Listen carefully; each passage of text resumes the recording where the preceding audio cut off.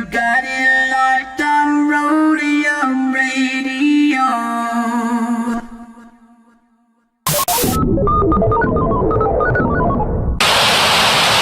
Hey Tony, drop that. What bass? I bet. Dr. Dre in the place to be. Co-rockin' shit with my homeboy Steve. After Rhodium, get stupid some. Yo, don't think that you can get none of Dre. The motherfucking doctor, the bitch hopper, the sucker motherfucking stopper. I'm fucked up, so don't mind what I'm saying. I'm just kicking it, but Steve, Tony, A, and Susan, yo, we be choosing dope shit to put in a mix. Know what I'm saying? We kick shit like and that's a fact. And if your shit ain't in the mix, you know it's whack. And that ain't no bullshit. I'm kicking facts on a serious tip. Word up, Dr. Dre's in full effect doing serious damage, boy. Tony A! Tony A! When you're ready, go.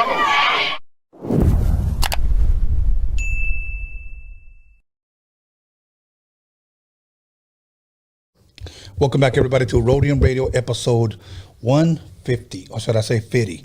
But you know what? Before I get into my announcements and before I introduce my very special guest, I want to say rest in peace to Stomper. Many of you have known that he just recently passed away, so we wanted to share our condolences and our prayers to his family who are going through this trial of his loss. I never got any details of what exactly happened, but all we do know is that he passed away, so may he rest in peace. So, let me mention this. I had him booked twice, and both times he canceled. He said he had some things that he had to take care of. We kept pushing it back, and then it just never happened. Sad to say, that's the same thing that happened with Slow Pain. I was in contact with him. Slow Pain canceled on me twice. He had family issues to take care of, working and stuff like that, but never happened. So, but Stomper was booked, so may he rest in peace. So, other than that, let me give a shout out to Salvi Mommy. She is going to be in Monterey Park this Saturday at a pop-up. We're going to have her flyer playing during the break, so you guys can check that out. And you never know, I may just show up, okay? You just never know. Because I always tell her I'm going to show up, and I may just show up. But this Saturday in Monterey Park at a pop-up, when I announce it again, I'll give the directions, or should I say the address. Other than that, once again, submit your music at rhodiumradio@gmail.com, rhodiumradio@gmail.com. So submit your music, your videos, and a short bio so that at least we have some kind of an idea of what we're going to talk about when you're contacted via email.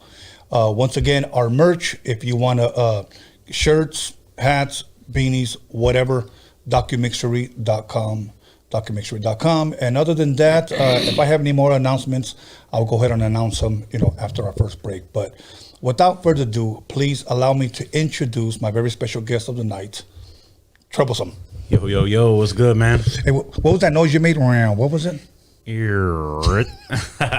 That's dope. I like that, man. Yes, sir. You know what's funny, bro? We've never met, and I don't know why, when we know a lot of the same people. Yeah, literally got the same circle, man. Yeah, and it's crazy, man. We probably been in the same spots or same places, and we just never really, hey, ¿cómo estás? Probably bump shoulders, mad dog each other, Exactly. Bought a corn from the same elotero. Yeah, all day, Yeah, Fat boy got to have corn, Exactly. I think you still have butter on your, no. Yeah, it happens. It's like that sometimes. So how you doing, man? Man, good, man. Just grinding it out, man. 24/7.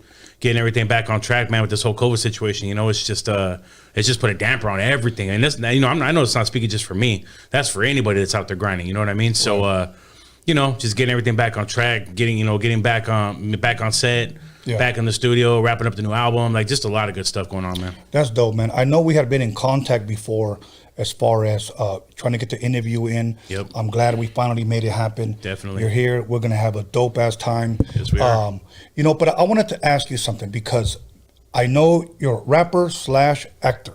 Yes, sir. Before we get into the meat of all the work, the body of work that you have done as far as in TV shows and movies and records, what does Troublesome like to watch whenever he has time at home? You know what? Step Brothers, man. You like Step Brothers? I do, man. Okay, I'm gonna confess something. I love comedy, okay, but that's the only one I haven't seen. ¿Sabes por qué? Oh wow. I'm gonna say it in Spanish. Porque este güey Will Ferrell me cae gordo. Will Ferrell, I don't like that dude, bro. You know what, man?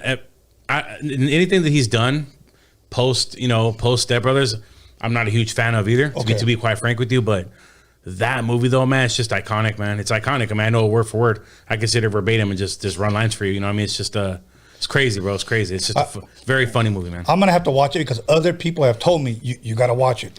He did another movie. I think it's called Old School. Yeah. And I tried watching it. And I fell asleep 3 times and I woke up and it was still on. It just comes off a little irritating, man, and it jumps around a lot. And with Step Brothers, man, it's it's him and John C. Reilly, and they're the camaraderie between them is just epic, man. Yeah. Because it's literally 2 40-year-old men that are acting like 10-year-olds.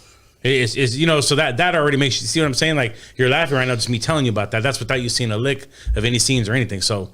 Yeah, once all the shenanigans start and everything, it's just like, damn, bro, like this shit's just hilarious, man.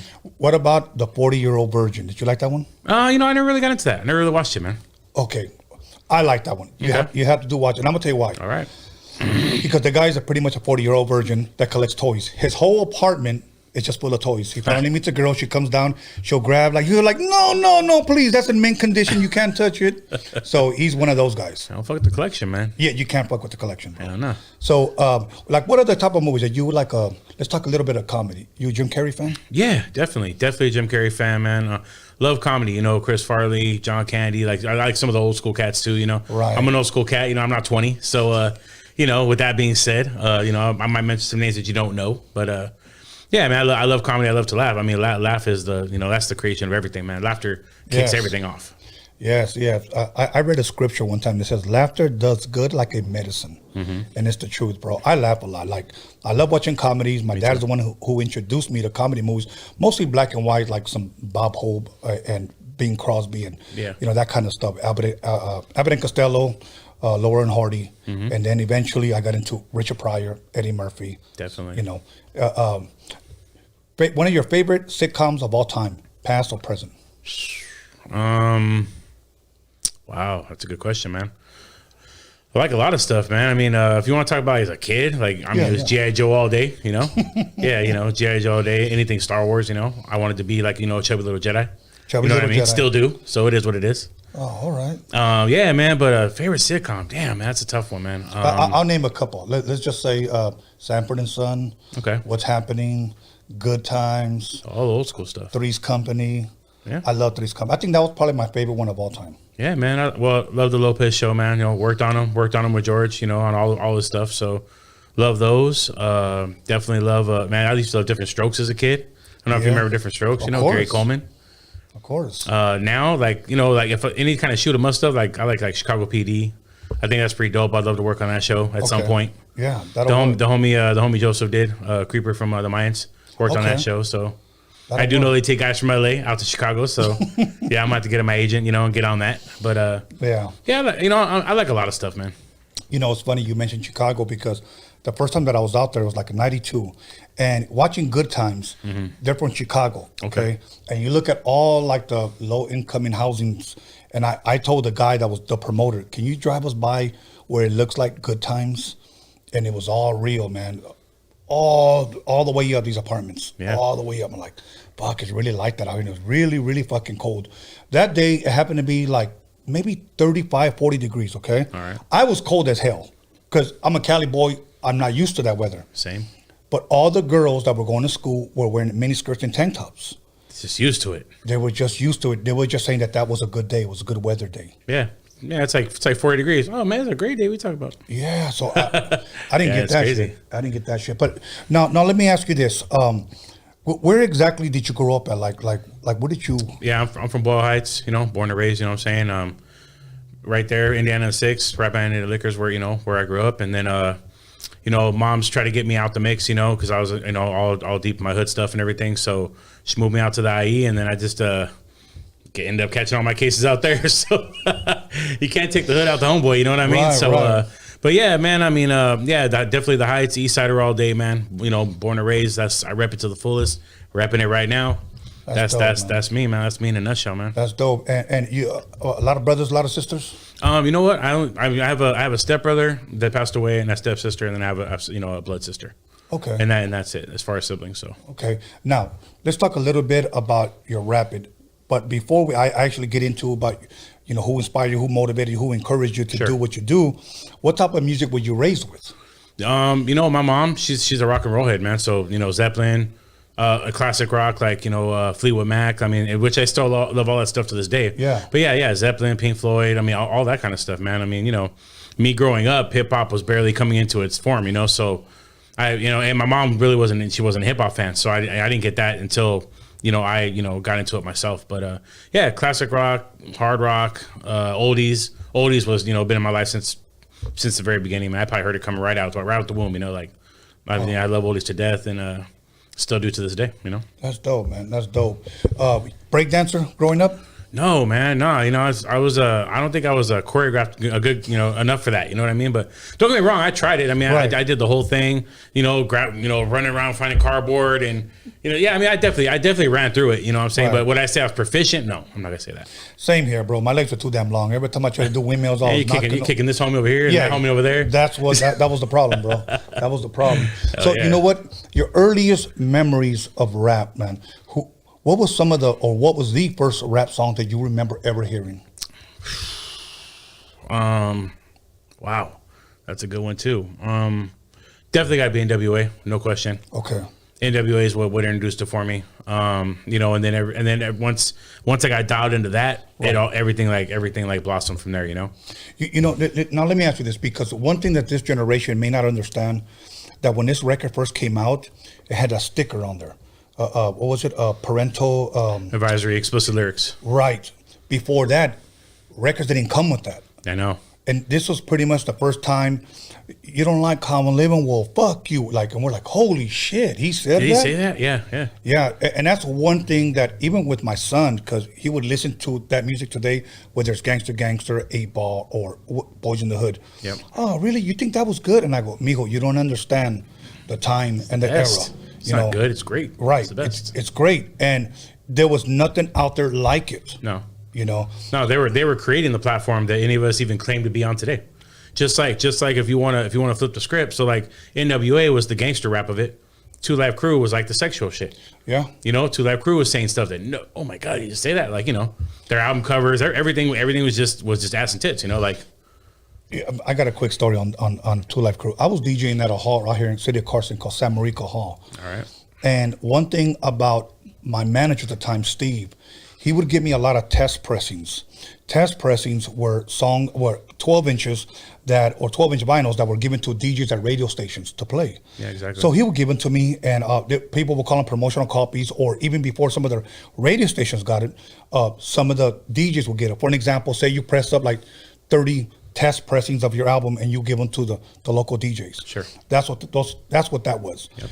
So they gave that to me, and he gave me a 12-inch on a 2 Live Crew song. And he goes, you're going to want to play this one.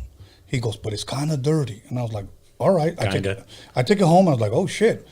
I wasn't going to play it because I thought it was too filthy, okay? Some girl walks up to me. Can you play We Want Some Pussy by 2 Live Crew? And I said, you know that song? She goes, yeah, I heard it. I was like, holy shit. Now, I will say this. All the girls are the ones that always request all the dirty songs. Oh, they're the dirtiest. They're the ones that act like, oh my God, I can't believe you're coming at me like that. No, they're like the worst ones. Yeah, they're the sucias all day.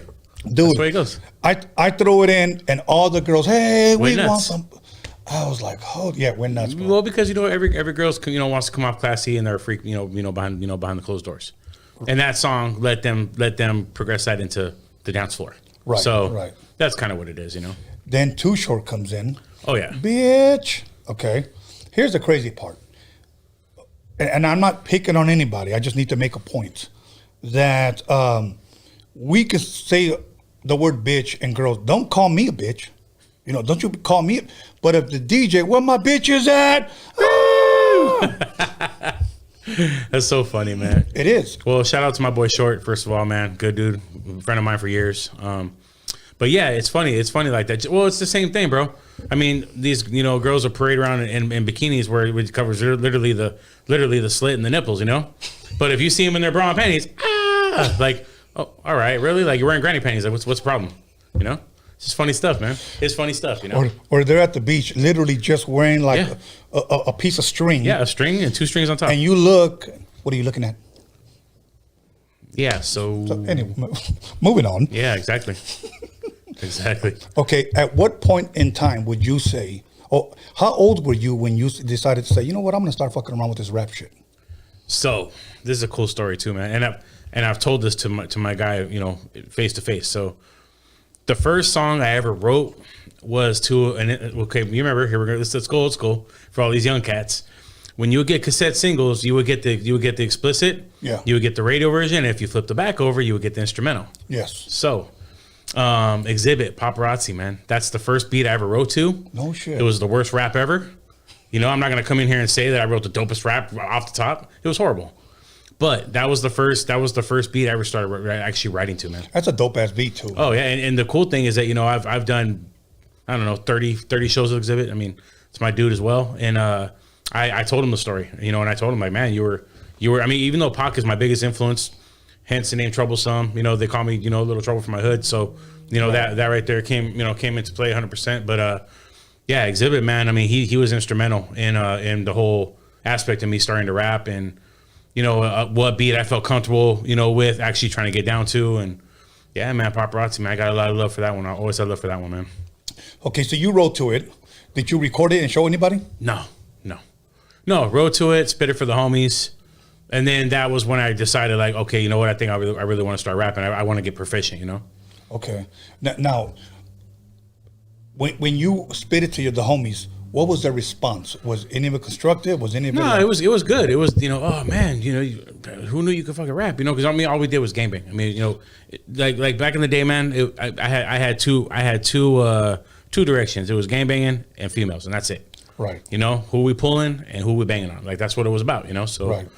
When the music aspect came into play, because I already loved it so much, like I told you, once NWA came in, I just went ham with it. From there, it was like man, I wrote to Paparazzi. I actually got something that rhymed. Every bar rhymed at the end, and I was like, right. Okay, oh man, I could rap. I could do this, And getting some good feedback from the homies and stuff, and critiquing, but telling me like, man, you just fix this and fix that. Shit's dope as fuck. So that's how I started working on my craft. Okay. And actually saying, man, I want to be a rapper. Okay, and after that, what came next for you? Did you continue to rap off of other instrumentals, or did you buy yourself a drum machine? What came next as far as rap is concerned? Never got into the production end of it. I was always an artist. Always went somewhere to do that. But okay.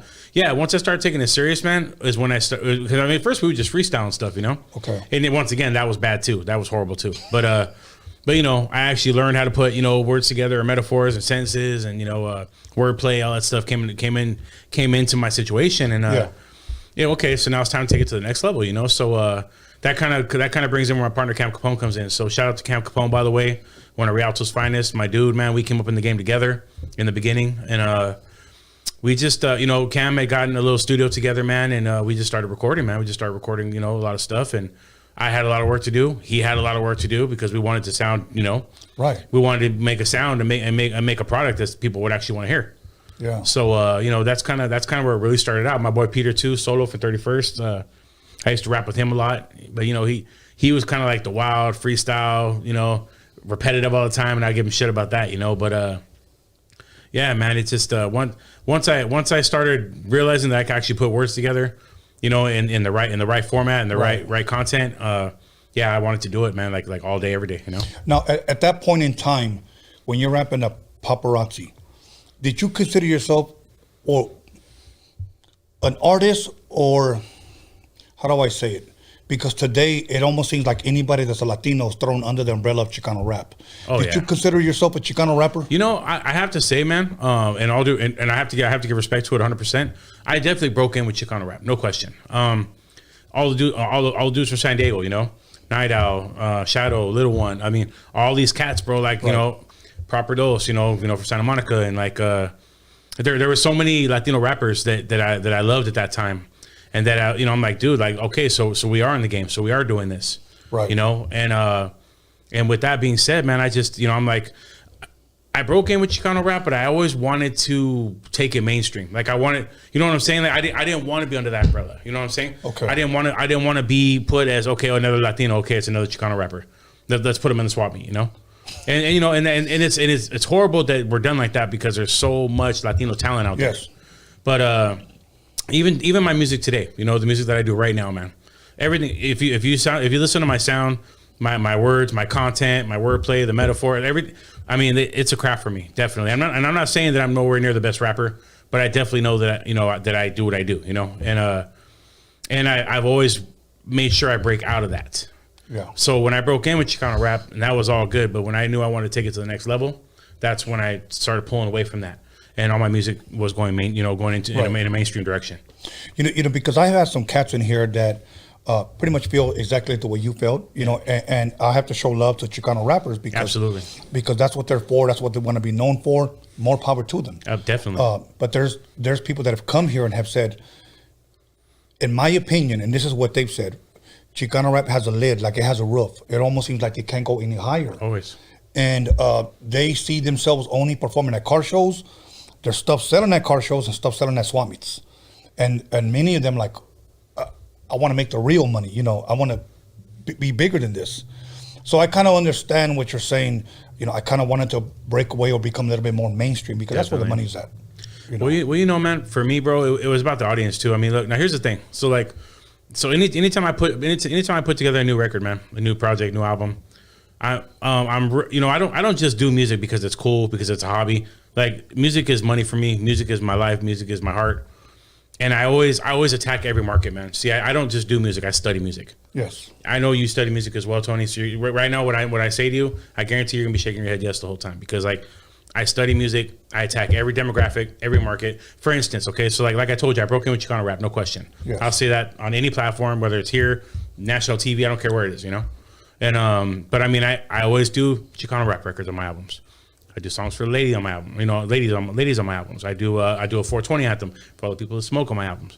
I do all my mainstream stuff, West Coast stuff that I'm known for. Like, I make sure I attack every demographic that I know is going to hit, man, because a lot of dudes don't even know, man. They don't make songs for women, man. And women, that's the second biggest buying force in the music game. Yes. Kids is number one, women is number two. Yes. And if you don't know, now you know. You know what I'm saying? So you got to cater to those women, man. You got to take care of the women, and you got to make songs that the kids could flip to. And that's kind of the struggle that older artists have because people like E40, there's people that have kept themselves relevant right now, right, being 50 years old. How are you 50 years old and you're still rocking for 25-year-olds in the club? Yes. That's why they're at the stature they're at the level they're at, and I respect them greatly for that, man. And I would love to duplicate that, but in my own form, in my own style, Well, I mean, I think they just formed they call it the super group. Is it Cube? Mount Westmore. Yeah. Okay. Is it Snoop? Snoop. Yeah. Cube. Yeah. Snoop, Cube, E40, and Too Short. Yeah, and everybody's waiting for it. Everybody loves that music. Oh, it's gonna be dope, man. Yeah, it is. It is. I mean, Snoop is still the most popular artist or the most rapper around the world. Let me tell you like this, man. So look, once again, shout out to Snoop. Very, very good friend of mine, man. Show me mad love. I got a lot of stuff coming out with him. We're gonna talk about that later. What happened with Snoop is very simple, and you're gonna know about this too. For you guys that don't know know the industry like we know the industry, and no disrespect to you or anything, just what I've learned from being in it for so long. Snoop's not even a star anymore, bro. Okay, Snoop's a brand. Mm-hmm. Okay, when you're a brand, anything you touch is money. Okay, yes. Snoop has a #1 gospel album. Okay, come on, we're talking about Snoop Dogg here. Right. #1 selling books. And anything he touches, man, is money right now. And Snoop is on a level now that's so big, man, that, remember back in the day, let's say you want to get Snoop on a feature. Man, I got an investor. I got 60 racks right now. Let's go hit dog. Let's go get him on a record. Snoop is on a level now, bro, where it's not even about money. He don't need money, bro. Right. It's about, does he have time for you? Are you close with him like that? And does he have time for you? You know what I mean? And not disrespect to any artist or anything like that. It's just the fact that he's not a star no more. He is a brand. And when you're a brand, anything you touch, man, it's money in the bank, bro. And that's why you see Snoop venturing out into so many things. He's so smart. His entrepreneurial skills, man, are just epic, man. And spending a lot of time with him and vibing off of his vibe, and seeing the moves he's making, and us talking about the moves he's doing. It's just, man, when I'm in front of Snoop, when I'm in front of Dog, it's like I'm like a sponge. I'm just quiet and I'm just soaking it all in. It's letting it all come in because anything he's putting on me is game, man. That's straight dope, up, man. That's straight dope. up, man. You know, there's a quote that I read a while back says, "Sit down with winners, the conversation is different." Oh yeah, and it's true because there's some people you can sit down with and all they do is talk shit about everybody. Exactly. Then you sit down with people that are winning and all they do is talk about winning. Winners don't hate because they don't have time for that. You know, they don't have time for that. So, but yeah, man, you know what? So, you did the paparazzi rap. Yeah, man. From there, you continued. When eventually did you end up getting into a studio where you said, okay, I'm going to start putting together a single or an album? So my boy Cam had a good job and, you know, was making good money and stuff. Me, I was in the street. I mean, I grew up a street hustler, man, like no question. You know what I mean? Like, I mean, any of you guys know that are from the streets, man. Like, you know, when I wanted all the best clothes and best shoes, and when Mom started shutting everything down, I'm like, all right, well, I'm gonna go get it myself. Right. So what do? I go to my homies. I get put on. Boom, I'm in the game, you know. And now I'm getting whatever I need to get. So that's how that started. Cam had gotten a good job, man. He put a studio together, and he's like, man, let's do this for real. And I'm like, let's do it. And in the beginning, anybody knows, like Cam Capone and Troublesome, that was us all day. You know what I mean? And you know, he's from Rialto. I'm from LA, but we're just, you know, but our friendship was way above that, you know, which that's not even a thing now, really. But you know, in the '90s, you already know, bro. LA, forget about it. You know, that it was just like all day. So. You know, Cam put the studio together. We got in the studio. We started making records, man, and we started making some pretty good stuff, man. And we were constantly working on our craft and doing what we were doing, and you know, started putting albums together and lots of songs and getting features with major artists, and it just all went from there, man. Who was doing the production at that time? Okay, so shout out to my boy Menace Productions, man. He's he produced probably about 80% of my Versatility album. He's got records on my new album, which is called West Coast Affiliated. That's not out yet. That's almost ready to go. Menace was pretty much making all our beats at that time. That's Cam's cousin. So yeah, Menace Productions, man, was making crazy beats for us. You know, bro, like you know the people out there, man, like the Justin Biebers and the Chris Browns. Yes. You know, people that were literally put here to make music, man. Like, you know, you couldn't envision them doing anything else. Right. But they're here for that. Right. Well, to me, that's what Menace is here for, man. He's here to produce. He's also a dope rapper too, but the rapping takes a backseat because he loves to produce more. So. That's dope, man. So is it safe to say that for the people that may not know, when you dropped your first project, it was a group project? Yeah. Okay. Oh yeah. Cam Capone and Troublesome all day. Yeah, I didn't do solo stuff till later.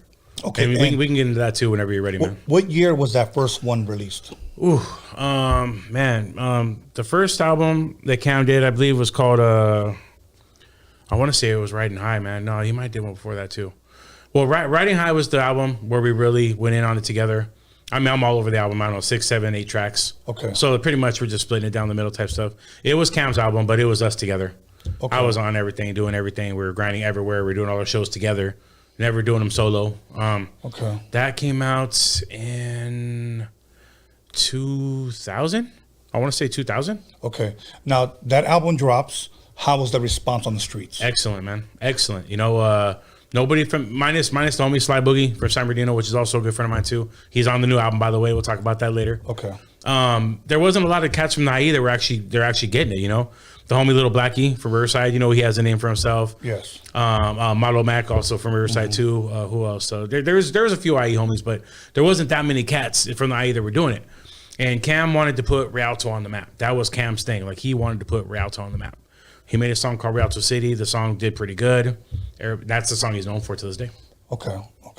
That'll work. So when that album came out, now for people that are doing shows today, well, when I say today, just like obviously besides this COVID thing, when we had shows, how were you getting booked for shows as far as for that first album? Man, here's the thing, bro. That's Cam had the plugs in the beginning. Okay. But once I got my feet in there, like I was just going ham with it, man. I mean, but we were just submitting our music to people, and people were feeling it, and then we were getting booked, man. And me and Cam hit, man, I don't know, 10 states together, 15 states together. Like me and Cam were just like going crazy with it, man. Just grinding. Oh yeah, bro. It was nonstop. But the messed up thing though is there was a little break in that because I ended up going to the pen, man. So I ended up catching a case, going away, and Cam was still on it.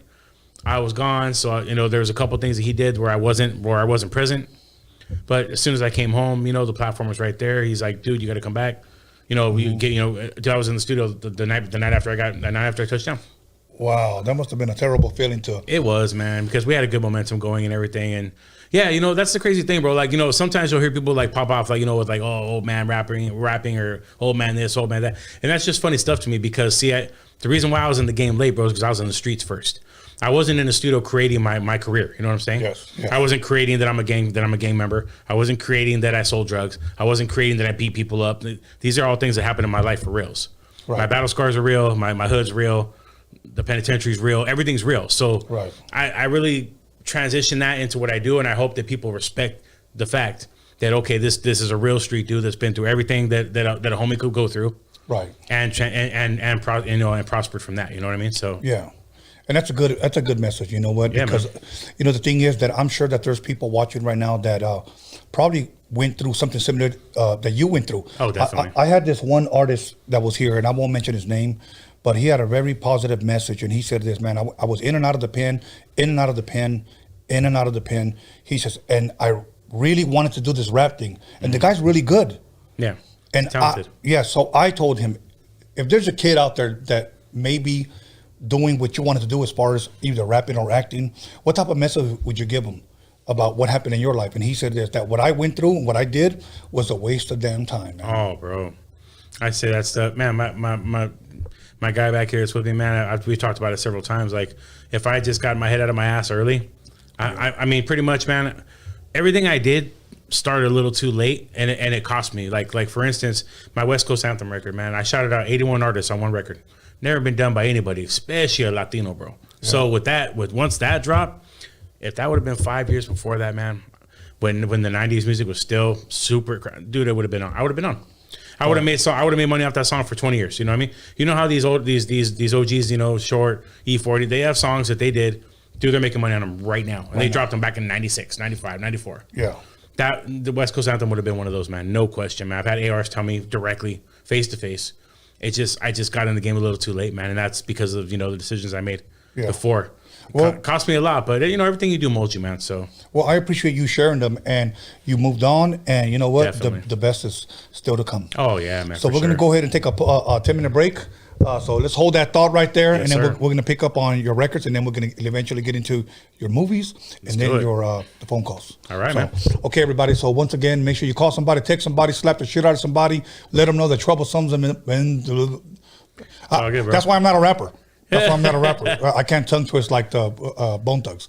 So make sure you call somebody and let them know that Troublesome is in the motherfucking building. Yes, we'll see you back in 10 minutes. That's like the third time this ever happened to me, man.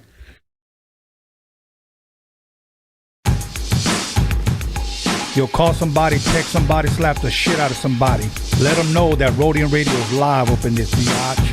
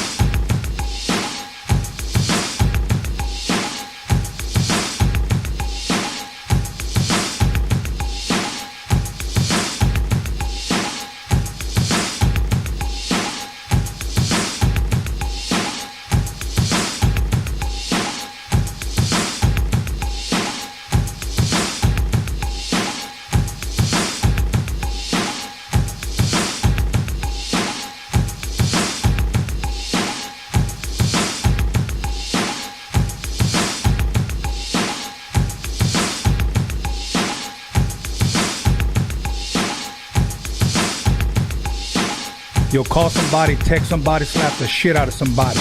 Let them know that Rhodium Radio is live up in this biatch.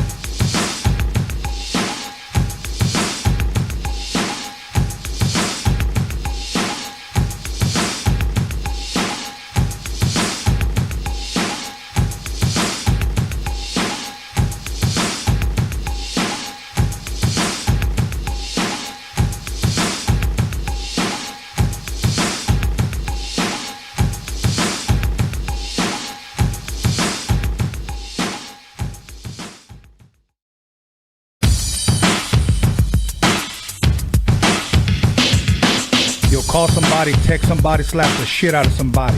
Let them know that Rhodium Radio is live up in this biatch.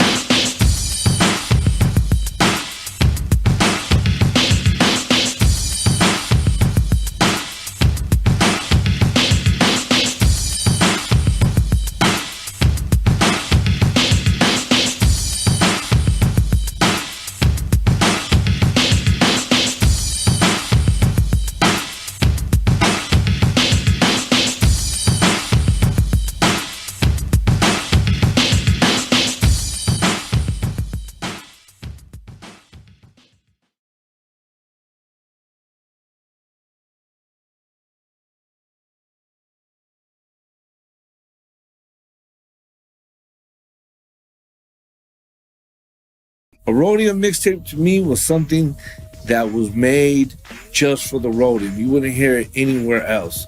And they would do raps on those tapes that were nowhere else. You know what I'm saying? And they were truly the first mixtapes that we ever heard, you know? And they would shout the Rhodium out, and you could kind of tell it was like someone's garage, maybe. The little echo, you know what I mean? It wasn't completely perfect and polished yet. But that was the beauty of it, that it was so raw that we could feel that shit. And I would just play them shits and draw. That was my inspiration, my motivation to draw.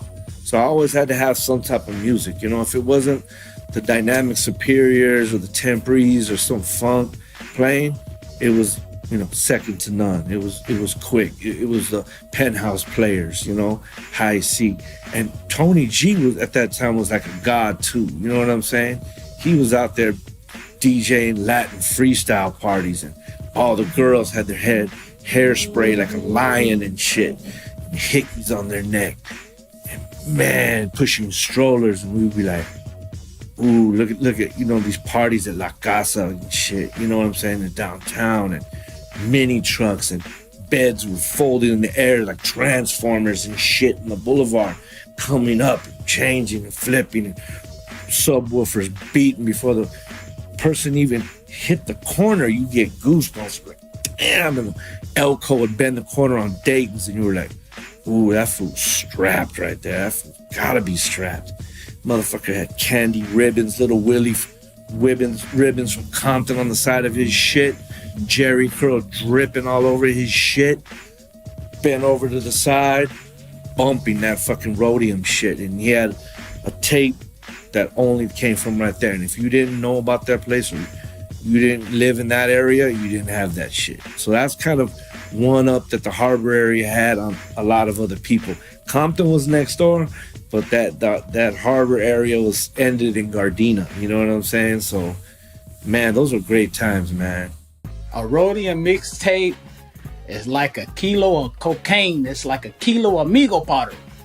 You get that shit, you cut that motherfucker open, and you put it in your motherfucking CD player, and you start listening, and you be like, that's dope, shit, this is dope. How you do that? But really, a Rhodium mixtape, bro, if you haven't experienced it, and you was in hip-hop back then, I don't know what the hell you was doing. You done fucked up.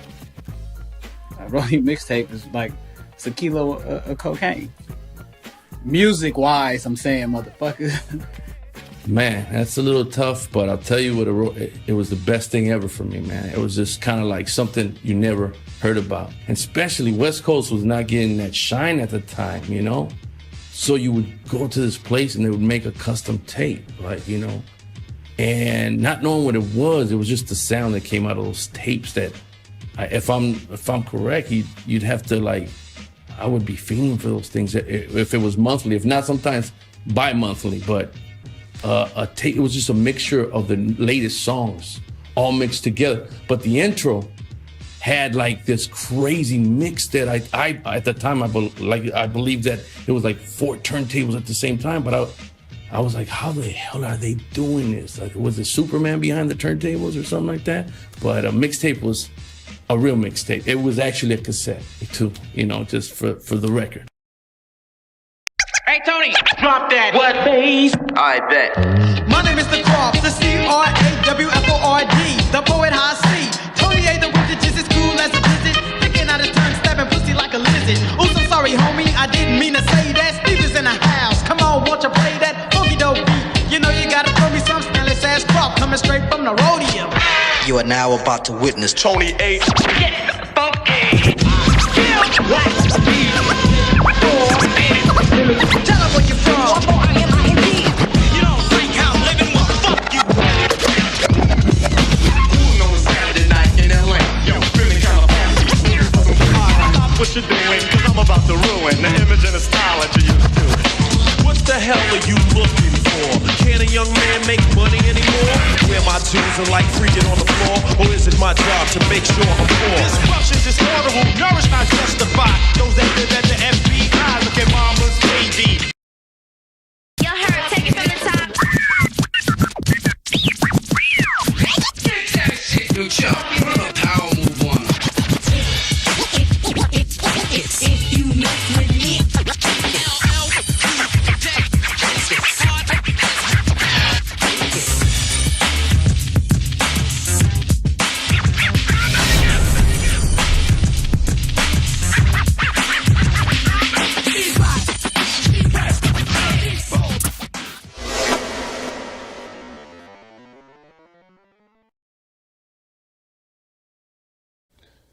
Welcome back, everybody, to Rhodium Radio episode 150.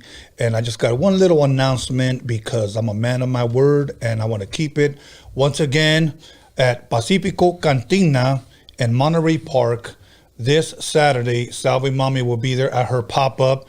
And the address is 434 Potrero Grande Drive. 434 Potrero Grande Drive. Pacifico Cantina. So I may just show up. You never know. I may just show up. You may catch me there. But with that being said, look, we're going to go ahead and jump right back into it with Troublesome. Yo. Now, other than that, we were talking about your collabs that you did, first 2 albums, and then you went away to college. And then you came College. You came back. College. Yes. And then what you did, you actually came back and you released your solo album, if I'm correct, Versatility. Yeah. Okay. Tell us a little bit about that. Who produced it? Why the name Versatility? And how many tracks were on there total? Cool, man. So, Versatility, man. Well, first and foremost, you know, this was right about the time where I kind of broke away from my partner, you know, because, you know, the streets were calling, bro. And all I was hearing was this, man, when is your shit coming? When is your shit coming? You know, they were asking for it. They were asking for it, and they were asking for it. And, you know, and Cam had created his own lane with the Real City stuff and everything. Right. With his situation, he was always going to be the top guy, the number one guy, which I understand because you know, with a team effort, it happens like that, you know. But I needed to create my own lane and my own brand in my own situation. So, Broke away. Did Versatility. Cam's on Versatility, of course. Majorly produced by Menace. Menace probably did about 85% of the album. The album did great, man. Sold almost 20,000 units, independent, no stores. I know you understand what that means. That's a really good thing. That album moved mountains for me, man. It moved mountains for me, no question. And the album, the record is definitely mainstream sound 100%, but I definitely cater to Chicano rap on it. I cater to the ladies on it. I cater to my 420 cats on that. I got club bangers on that. Hence the reason Versatility. I wanted to show that I can make music for every demographic, man. That's and important. Not just be hardcore West Coast or bitch this and hoe that, or I wanted to show that I had range and depth and I could create content and substance, and that's what the album does, man. And it moved mountains for me, man. It did great stuff, man. Okay, look at what do you think? Because I like the way you think. You're thinking on a bigger scale. Always. Many people think, maybe because they don't have the vision, that they just think, if I could just get it on YouTube today, pay this platform to throw it on there, maybe I can get 1 million views and maybe I'll blow up overnight. When back then you were out paying dues, you were out working, you were out traveling. Man. You know what I'm saying? You were out hustling. Yeah, man. And today, I know today's a little bit different, and not to talk down on today's generation as far as that they have it a lot easier, because back then we didn't have social media. No. So we literally had to go meet and greet people, rub elbows with them, sit down with them, talk to them. This is what I want to do. This is what I'm doing, and hoping to get put on. Which is a platform that still works today, man. So look, here's the thing, Tony. So back in the day when I was really going ham and trying to get myself out there, I just made sure that you saw this fucking face everywhere. Everywhere, bro. Damn, he popped up here. Damn, he popped up there. Oh shit, he's in this state. Oh shit, he's in that state. Like, I just made sure, man, that my face was out there everywhere. Once I got I was itching, man. I was itching and I was dying to get my products in my hand. My product in my hand. And once I pressed that first rack, that first 1,000 CDs, oh man, it was ham and eggs from there, man. I was just going crazy with it, man. And and see, here's the old school stuff that a lot of these new cats don't get, man. They don't know about going to the lowrider shows and going to the super shows and everything else and working those lines for 5 hours before you even get inside to work your product inside too. Honestly, bro, there probably wasn't a show I ever did, man, where I didn't blow through a box of CDs, man. Imagine selling 100 CDs at a show. My CDs have been $10 since the gate. I've never sold a $5 CD, except like if there was a homie that was short on funds or, man, times are tough right now. Like I wasn't going to deny them the product, over some easy, a few dollars. But $10 has always been the number, And yeah, man, I've always done really good at shows, man. I've always done really good at selling my product. Everything's self-sustaining, man. I did everything myself. You know what I'm saying? And it's a lot more gratifying feeling, right? To do things on your own, right? But it's a lot harder too. It's a lot harder work. Yeah. A lot more discipline. You know how it goes, Tony. Yeah. You know how it goes. And you know what? One thing that I like is that you believed in yourself, man. Oh, yeah, man. You believed in yourself, And one thing that I always tell, especially a lot of youngsters, if you're going to dream big. But you know what? You got to have to believe in yourself, because I work with talented rappers that I'll leave unnamed, and they had very low self-esteem. Yeah. It was to the point where I'm driving them home and they're like, what if this flops? What if it doesn't work? I don't know if I could take that kind of rejection. What if they just tell me you're fucking whack? And I'm like, slow down. That's going to happen everywhere, bro. I've been told before that my rap sucks. I've been told a lot of stuff like that, man. But I'm like, but see, here's the thing though, bro. Okay. All right. Troublesome sucks. Okay. I'll take your word for it. Thanks for the input. But wait a minute. I already got 10,000 CDs sold, but you're telling me I suck. So if I got 100 people to say I suck, and I got 10,000 people that bought the CD, and to this day they're Facebook friends and followers on Instagram and everything that are bugging me like, dude, when's the next album dropping? It kind of speaks for itself. Yes, there it is there. Yeah, exactly. So Versatility comes out, okay.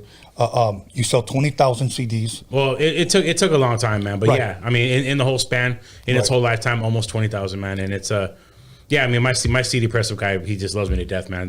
The numbers I get for 1,000 CDs is like nuts because I pressed up them so many times. Awesome. And yeah, man, I love the album though, man, because it created my platform for me. It did everything for me. Yeah, I know you said that Cam was on it. Who else was on there? Oh, my artist out west was on it. He's amazing artist from Long Beach. Has a very Nate Dogg type sound to him. That's what everybody. That's whenever people hear him, that's who they connect it to. Okay. Oh man, he sounds like Nate. I hear that constantly. DJ Quick, when I show Quick, when I showed Quick fucking out west, he was like, oh man, the things I could do with him and his voice, like, yeah, Quick fucking, even Quick loved him, you know. And yeah, he's on there. Cocaine's on there. Sly Boogie's on there. Midget Loco's on there. Who else? Man, I mean, dude, I'm just like, Joe Beast is on there. Used to be an NBA player, turned rapper. A lot of people are on there, man. A lot of people on the album, man. It's really That's good dope, stuff, man. That's dope. So, and then eventually, well, or should I say, how soon did West Coast Anthem come out after that album dropped? So the album dropped, man, and I did a major production video for it, man. All the West Coast showed up for it too, man. I mean, I got cameos from everybody, man. Snoop, Cube, E40, Too Short, Dog Pound. I mean, you name it, man. You name it. I mean, like the love I got on that record, man, because no one's ever paid homage to the West Coast like that before. Nobody's ever done a record, man. Shouts out 81 artists on one record, especially a Latino rapper too, man. You know what I mean? So when I dropped that record, man, it's just, I'm telling you, bro, if that record had just come out 5 years sooner, man, I really think it would have moved mountains, man. Like even more than it already did. Like I'm saying it would have been solidified because it broke on radio. KD broke it and everything. They played it, and it did its thing. But I mean, I never did an official like radio run with it and all that stuff. You know what I'm saying? Right. And and I even made, but even then, man, I was still learning at that time too. So like on the record, there's little mistakes that I made, man. Like like I shouted out, certain radio stations when you're trying to play it on every radio station, you can't shout out certain radio stations. So even though I knew so much about the game already, there's a lot of stuff that I learned, right. that I had to learn the hard way because like I told you, I did everything solo. So doing it solo, you learn solo. Right. And that West Coast Anthem, how soon did it come out after Versatility, or was that a part of that album? No, it's part of that album. Okay. Yeah, it's track 4 on the actual. And that's still available for people to view as well. Oh yeah, well yeah, Versatility is still out there, man. You could buy it on all digital platforms. I have full digital distribution for it. I also have hard copies if you want. I do them signed with posters and all that stuff. I mean, I definitely always keep a good 500 to 1,000 CDs of Versatility because I still sell it to this day. So that's dope, man. I'm glad to see you winning, brother. Damn, I'm working on it, man. So you know what? Now before we get into we'll get into your new album soon. But I want to ask you something. Go for it. As far what TV shows have you been on? Man, take your time. Everything you probably watch, man. I've been on NCIS Los Angeles, Scorpion on CBS, True Detectives on HBO, the Lopez shows. What else, man? So much stuff, man. Shooter on TBS, Game Related on Fox. Man, so much stuff, bro. So much stuff. Now, let me ask you this: what was it that motivated you to get into acting? Somebody saw you, somebody discovered you at Subway or something, or what did it say? You know what it was, man? So I've been rapping since I was 16. Right. I've been a paid artist, going on 14 years. Yeah. I've always been an entertainer, ever since I took it serious. Ever since I really, put my feet down and said, I'm going in. Yeah. That's what I've been doing. I mean, 12 years, no 9 to 5. I mean, music, TV, movies pay my bills 100%. Awesome. Which, bro, okay, to say that music actually pays you is a feat in itself. Yes. That's facts. Because everything you do in music, you got to pay to play. You got to pay for production. You got to pay for, beats. You got to pay for studio time. You got to pay for features. You got to pay for everything that, artwork. Engineering, press up, musicians. Engineering. Yeah, I mean, everything you do costs money. So, honestly, man, the acting right there, it just kind of came natural for me to want to act because I've always been an entertainer, man. I've always been a very animated dude. I'm very funny. I can go from funny to, everybody peeing in the room. I could go from 0 to 100 in 10 seconds, or 5 seconds, whatever. So, like, the thing was though, man, is that I had that same naive mentality when I first started, man. Like, oh man, I could do that all day. Like, this is nothing, But man, let me tell you something, bro. I've taken the craft very seriously, man. I went to school. I did 2 years of school for it. Awesome. Did it the right way, bro. Yes. I never fathomed that acting would be as much work as it is, and let me explain why. Let me give you an example, okay? So, I've portrayed characters in projects, film and TV, okay, that literally feed off of what I've done in real life. But to portray it with realism on camera, it's a whole different ballgame, bro. Now you would think, right, naive-wise, which is, it's not because anybody's good or bad, right. It's just the way people think. Okay, this dude's been to the pen. It should be nothing for him to do that. No, bro, it's not like that. Because everything you do on camera, the camera catches it. Any fakeness, any hesitation, you remember you were talking about confidence earlier? Right. Any inconfidence, the camera catches all that stuff, bro. It catches all that stuff. So, you literally have to be in character and you have to own it, man. And that's something to this day I'm still learning, bro. Wow. You know, I'm not even close to like working actor, man. Emilio Rivera, Danny Trejo, these are all friends of mine. George Lopez, these are all working actors. Working actor is when you're not chasing auditions anymore. Okay, they're coming to you. Hey, Emilio, we like you for this. Hey, George, we like you for that. Hey, Danny, we want to see if if you're interested in this.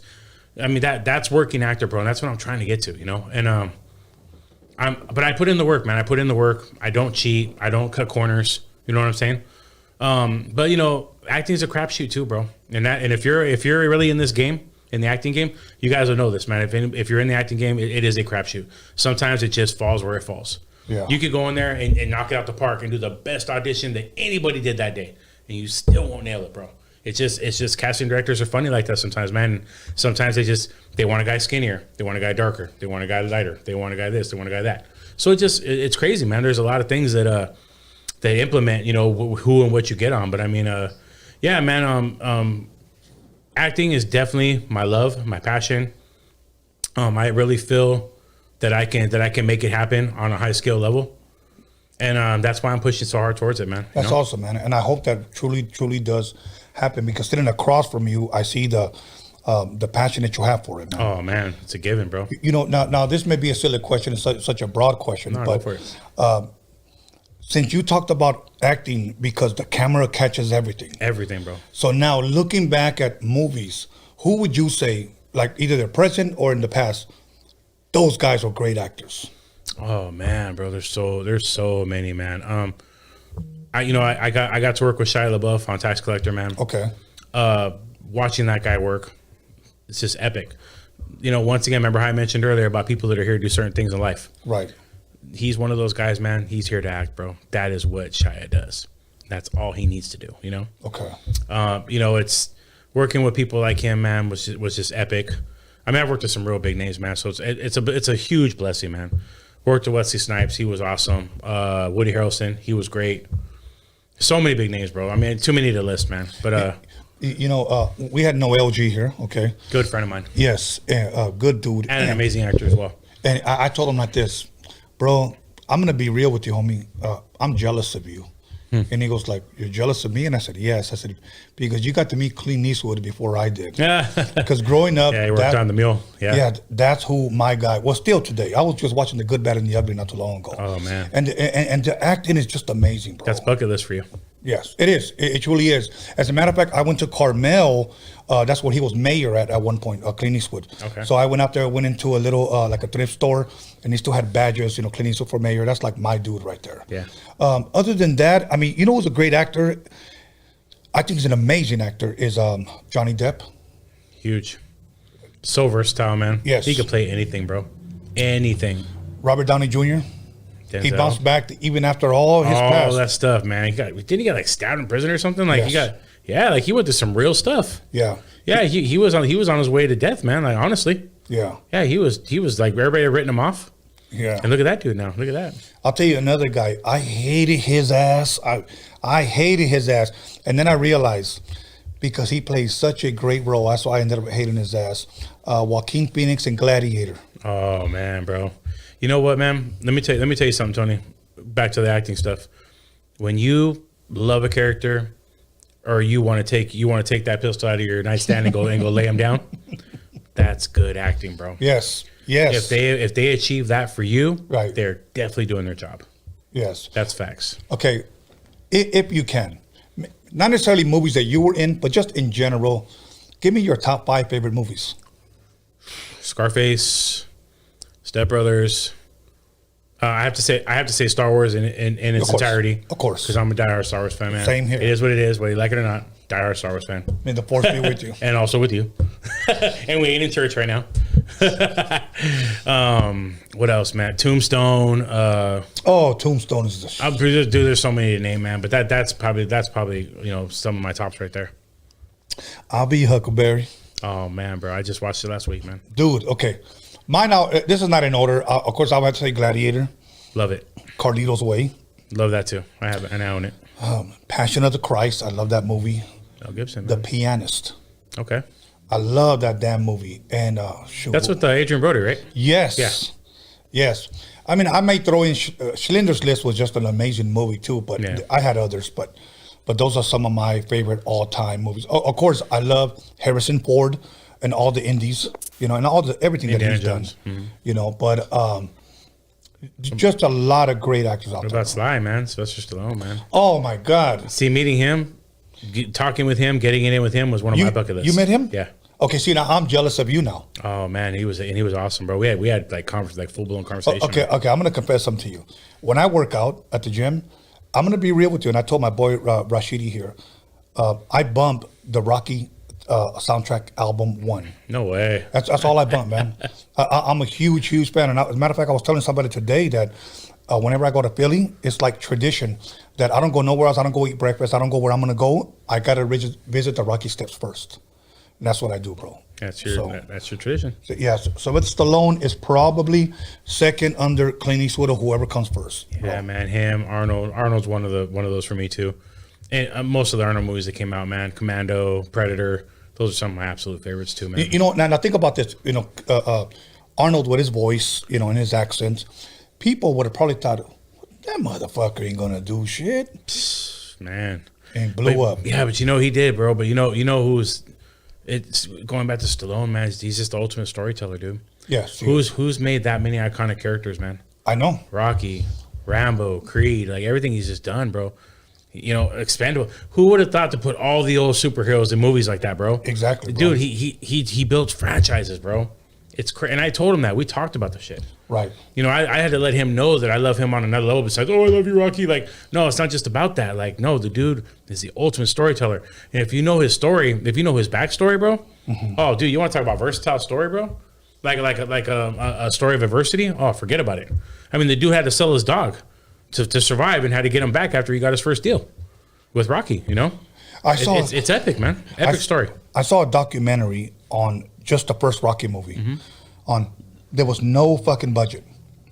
Maybe when he took a break, people would just maybe get a slice of pizza, like pizza and water. Yeah. And that was it. And he created something that we're talking about today. Well, you know, bro. Okay, so when he wrote the script for Rocky, okay, I forgot what movie company it was, but a major movie company wanted to buy it from him. I think it was like they offered him $300,000. Oh. If I remember correctly. He turned that down and said, "Look, I'll give it to you guys for this," which is like a fraction. I think it was like $50,000. He said, "But I want to star in it. I want to be the star. I want to be the main actor." They agreed to it. And look what happened, man. I know. He believed in himself. Yeah. Amazing movie. And to end it with that, let me say this. Look at the soundtracks that he has put together for every single one of those movies, bro. I know. Epic, man. Shit. Epic. Shit. I want to be like Rocky, homie.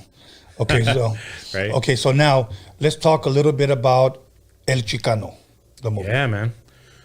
So, shout out to Ben Bray Hernandez, the director. Joe Carnahan, he was the producer, and that movie, man. So here's the thing: all Latino-based movie, Latino superhero. Okay, shout out to Rob Castillo, you know, good homie of mine. Yeah, played this, you know, actually played El Chicano. He was the star. Working on that film was epic, man. So here's the thing: I came into it really late, though. Okay, this wasn't with my agency or anything like that. My agent didn't put me onto this. I ended up getting connected to it towards the end of the situation. Okay, Emilio plays one of the main characters on there. Yeah. He was in a wheelchair at the time. A lot of people didn't even know that my homie Emilio was actually hurt. He'd actually had a critical motorcycle accident where he almost lost his leg. Wow. This guy's still on set working, bro. I mean, Emilio, man. Shout out to Emilio Rivera, good friend of mine, very good friend of mine, and his work ethic, man. I definitely strive to duplicate that because the guy's a beast, man. And a lot of people don't even know that Emilio, man, worked really hard to get where he's at today, bro. This guy is not just an actor, bro, and he's not just a cholo. He does stand-up comedy. The guy paid his dues. Yeah. Paid his dues, bro. So shout out to him. But I got connected with El Chicano. Ben Bray Hernandez booked me on it. There was no more roles available, so I wasn't able to get like a speaking role or anything like that. But he did put me on there as a featured extra. Emilio definitely wanted me by his side, like his main enforcer. So that's kind of how that came about. And then, of course, Ben Hernandez also booked my car as well because I have a lowrider. So he booked my Lolo too. So I mean, honestly, bro, I got paid to drive my lowrider set. I mean, awesome. what better life is there than that? Awesome. Worked on it for about a week and a half. The craziest thing though, Tony, is that they shot it in my hood, bro. All my scenes were shot in the hole. Okay, Fourth and Lorena, you know what I mean? My hood, 100%. I mean, because there's, on camera there's a lot of off time. So in between setting up scenes or whatever, all we're doing is hanging out. And I was really close with Emilio at that moment because, I was like helping. There's, because Boyle Heights, it's all hills. Everything's all hills. So I was having to help push him around a lot, with his daughter and his wife Yadi as well. So we were just chopping up, talking. He's from Frogtown. Emilio's from Frogtown. So he, I'm literally pointing out to him where I got put on, bro. I'm showing him where I got jumped in. It doesn't get more surreal than that, bro. Yeah. I'm like Emilio, you don't know what it means to me right now to be here working when this is where I did all my dirt, bro. This is where I did all the worst of the worst, Yeah. And to be here now making a paycheck, bro, standing in my neighborhood, it's like epic, man. That was a huge high point in my career, man, for no question. Awesome. Even though I didn't have a speaking role or anything. Awesome, but you were in it. In my flame, bro. Straight Outta Compton movie. Oh man, Straight Outta Compton. So there's a really good story for this one, man. So Straight Outta Compton. I know a ton of people that are working on the movie already. Production, obviously. I know Dre. I know Cube. Ram Muhammad, which is Cube's manager. He was a big. He was instrumental in the situation as well. I went to an audition, in Compton. It was at one of the Compton fields or something like a sports center, like a Compton sports center. I don't remember the exact name. Okay. There was this huge line, bro, all the way around the baseball field. You know how a baseball field has the fencing all the way around the outside of it? Okay, imagine people lined up every single wall of that fence. That's what it was. Me being me, because I'm always tactfully aggressive. I'm going towards where the action's at and everything. I'm scoping it out, seeing what's going on. I remember I told you I'm one of those guys that I'm out there, bro, a lot. So I ended up knowing F. Gary Gray, which is the director. I knew his assistant, and he knew that I was in the game. He knew I was doing acting. He knew I was doing stuff. So he was real excited when he saw me. We did the whole camaraderie thing, hugs and all that stuff, and we're talking, we're chopping up. He's like, hey, he's like, question. He's like, how would you feel about playing Frost? I said, what do you mean? How would I feel about it? Like, let's go, let's go. Yeah. He's like, are you willing to grow your hair out? Yes. Are you willing to cover up your tattoos? Yes. Because Frost, he wasn't all tatted at that time. Right. At least not as much as right now. So then he says, how are you a cold read? Okay. And just so you know, for the acting, a cold read is when they give you your lines on site. You've never looked at them. You've never studied them. You've never seen them. You got to get these lines down about 5 minutes, and you got to go in there and read for people. Okay. Oh shit. He says, how you cold reads? I said, give me 5 minutes and we'll knock it down. He gives me lines. Okay. He gives me lines, and I go in there with production, and I read them, knock it out the park. They loved me. They loved my look, everything. And what had happened was they had actually eliminated the whole aspect of Frost in the picture. Okay. Because if you know the game, that at the time of Ruthless, Frost was right there. Right. He was signed to Easy. Mm-hmm. He was with Ruthless. We all know that. So that part had ended up being kind of scratched out. Okay. So I was like, damn, because this close from getting casted, bro, that close. But they did invite me. They did invite me to stay on and do featured extra work. So, and then my boy David Garcia was in charge of one of the casting agencies that was doing the main stuff too. So he was definitely instrumental in keeping me on set as long as I was as well. I was on set for about 2.5 weeks, man. That's dope, man. 2.5 weeks, man. I made a ton of money on it, because we were working 13, 14-hour days every day. But to work on a piece like that was epic, man. Straight Outta Compton. Come on, bro. Of course. That's awesome, man. Okay, now the tax collector. I know you touched on it a little bit. Yeah. I don't know if you might have left something out, or maybe you might want to share. Oh, that's another good story, man. So the tax collector, that came from my agency. I'm with the NCA, Nancy Chita's agency. That's who my agency is for acting. And they had sent me on an audition. As you know, tax collector is directed by David Ayer. Yeah. We were talking about Training Day, of course, Fury, Suicide Squad, End of Watch. He's a blockbuster director. Yeah. I wanted to work with David for as long as I can remember. Training Day is a fucking classic. Oh, bro. Come on. So when I found out that it was his project and everything, I was really excited. Did my homework, did everything. Went in for an audition. Got put on a veil. Now with acting as well, okay, when you get put on something called a veil, A veil means that it's okay. Like let's say 1,000 people go and read for the part. 1,000 people go in there and read for the part. When you get put on a veil, it's between you and one person. It's 50-50. Oh, okay. So you just beat out 998 people. It's between you and one other person, right? Okay. So I was actually going for the role of Grumpy, which is played by my homeboy Cuete Esca. Okay. The guy that's in the tattoo chair. Okay. Okay. So we were on a veil for that. And I get a call from David Ayer personally, right? So David calls me. He's like, hey, what's up, Steve? Loved your audition, da da da da da. He's like, he tells me, he goes, I have something more that I think you fit a lot better for. He goes, look, there's a character in the script. His name is Spanky. Spanky is George Lopez's right-hand man in the movie, okay? Now, you know the tax collectors in the movie are David and Creeper, which is Shia LaBeouf. And that's what had happened is he told me Spanky is a main person in the story with George. George and Spanky were doing the tax collecting before they gave it to David and Creeper. You know what I'm saying? So right. That was our job. Okay. If you remember, have you watched the movie yet? Yes. Okay. So you know Brian Ortega's in it, right? UFC fighter. Yes. Do you remember him? Do you remember him referencing fucking fat ass Spanky? You remember that? I remember when Uncle Louie and fat ass Spanky used to tax everybody in the hood. And, right. Yeah, he was referencing us. The reference was to us. We had handed that job down to David and Creeper. You know what I'm saying? So once we did that,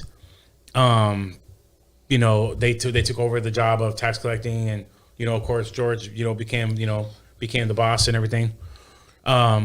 David Ayer had told me, he's like, I see you, I envision you, and I see you in this role a lot better. He's like, now look, you'll be attached to George at the hip, every scene, because if you remember the movie, right, until George is killed, I'm in every scene with him. He goes, there's one thing though, he's all Spanky doesn't have lines. You will be cast, all that good stuff, but and not main cast, but I will be cast, but you don't have any speaking lines. So I had the choice of either going for that role, which is where you saw Cuete for about, I don't know what, about 30 seconds, 40 seconds, right, 1 minute maybe, and he got lines, which is awesome, and congrats to him on that, because he's an amazing actor as well. Or take on the role of Spanky and be instrumental in the entire story. So I would've took that. And then of course, for David to call me personally and offer that to me, it meant a lot to me too. I kind of felt like it was a time for me to step up and play my position. Yeah. So that's what I did. Awesome, man. Took the role of Spanky, man. And George, George is a very good friend of mine. I've worked on, I don't know, probably 7, 8, 9, 10 things with him. Good friend, good friend of mine. Always have my back, always watches out for me.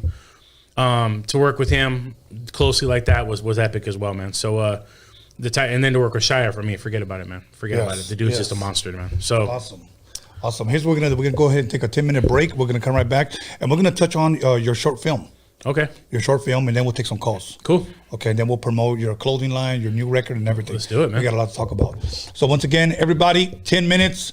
Go ahead and warm up your food. Go get yourself a beer. Call somebody. Let them know that Troublesome is in the motherfucking building. We'll be back 10 minutes.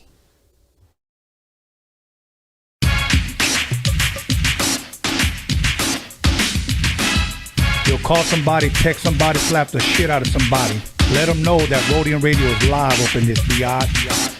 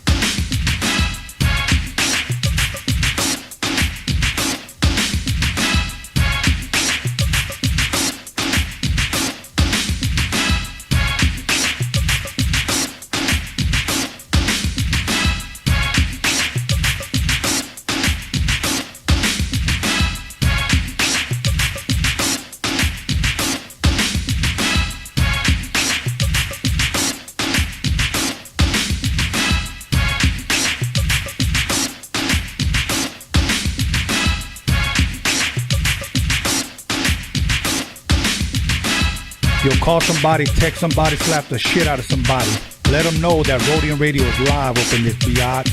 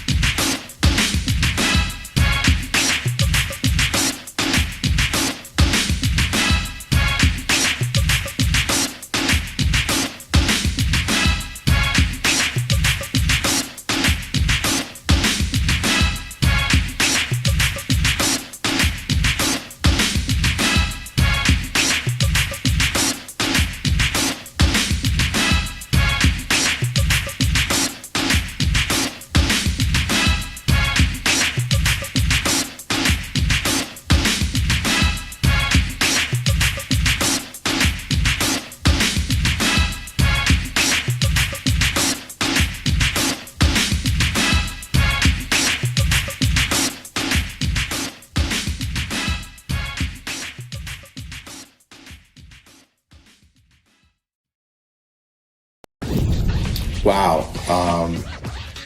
The instrumentation of, or the importance of the Rhodium swap meet and the mixtapes in the careers of Eazy-E and NWA and Dre and Yella and a lot of other folks too, even Battle Cat, you know, was very, very high because, again, they needed an outlet, particularly when people weren't really checking for them and that sound that they were trying to create elsewhere.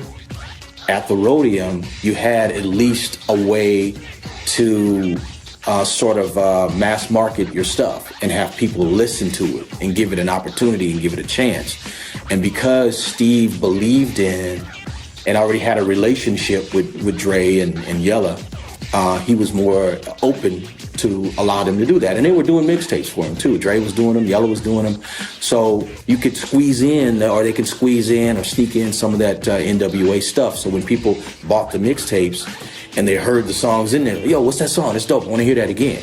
So it was a way to really market NWA and market the material that they had that wasn't getting, you know, let's say the radio play or getting the distribution that it needed at that time.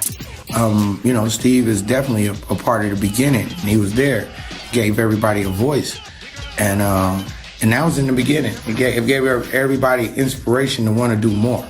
Like you, made you want to do more. Like me, made me want to do more. Like you, everybody, Ren. It goes down. The list is so long on how the Rhodium swap meet inspired people to be able to put music out because people couldn't put music out there. You know what I'm saying? So if you get your little song and you put it on the Rhodium swap meet, it'll be all over LA. You know what I'm saying? You didn't have to press up no records back in there. But you did, but if you got them to Steve, they would be on the mixtape because he would put them on the mixtape. And I remember he was bringing the big crate and Steve, you know, you get the crate and put them diamond style. And he would pick them up, give them to Dre, 4-track. They had the 4-track right there. And Steve would just sit there the whole day. They sit there the whole day. So I just remember that. I mean, you know, a lot of stuff happened back then. You know, we went our separate ways, you know. But at some point, you know, I still always remember. It's like your first grade teacher. You know her name.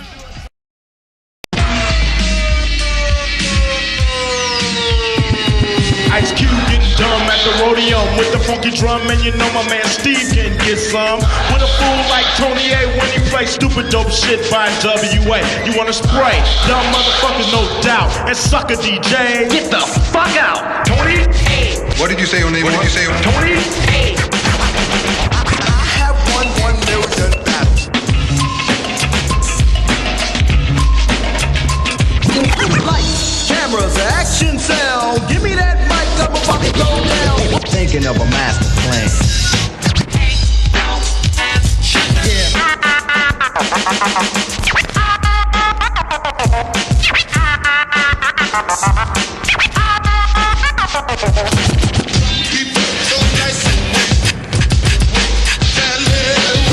This story's funny.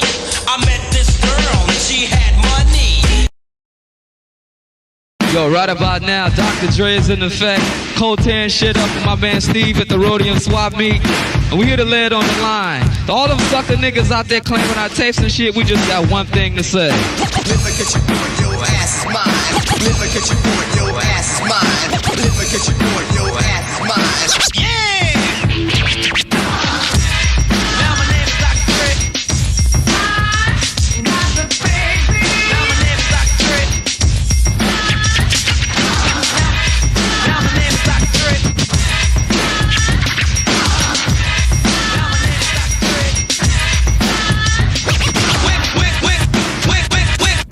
Went to a party in West LA. Wanna learn a new dance, that's what you say. What is the new dance that can't be matched? So just step to the floor and do the cat. Here it come, here it come, here it kitty come, come. Here it come, here it come, here it kitty come, come.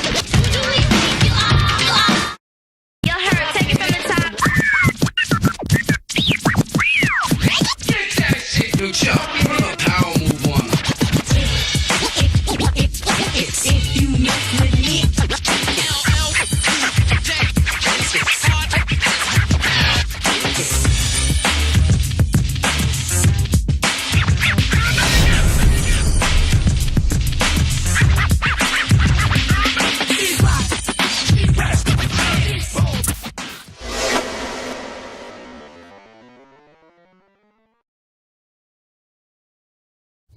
Welcome back, everybody, to Rhodium Radio, episode 150. Okay, 150, and we're back here with Troublesome. ¿Cómo estás? What's up, bro? How you doing, man? Good, good. You know what? There was some things you wanted to touch on about the tax collector. Yeah, man. So just to let you know, man, we didn't get the theatrical release because of COVID. That's the movie still went #1 on all digital platforms, man. Shout out to Bobby Soto, who played David, man, and shout out to my homeboy Conejo. Yeah, you know what I mean. Conejo definitely came, showed up, and showed out. Showed the whole world what he could do, man. So I want to shout him out. I want to shout out Bobby Soto. Definitely David Ayer for the opportunity, man. And I can't wait to work with him again, man. That'll work, man. Yes, That'll sir. work. You know what? You were mentioning to me about a short film called Monday. Can you fill us in on that? Yeah, man. We'll brush over real quick, man. So look, I did this short film called Monday. Shout out to my boy Eddie, Crime City Films.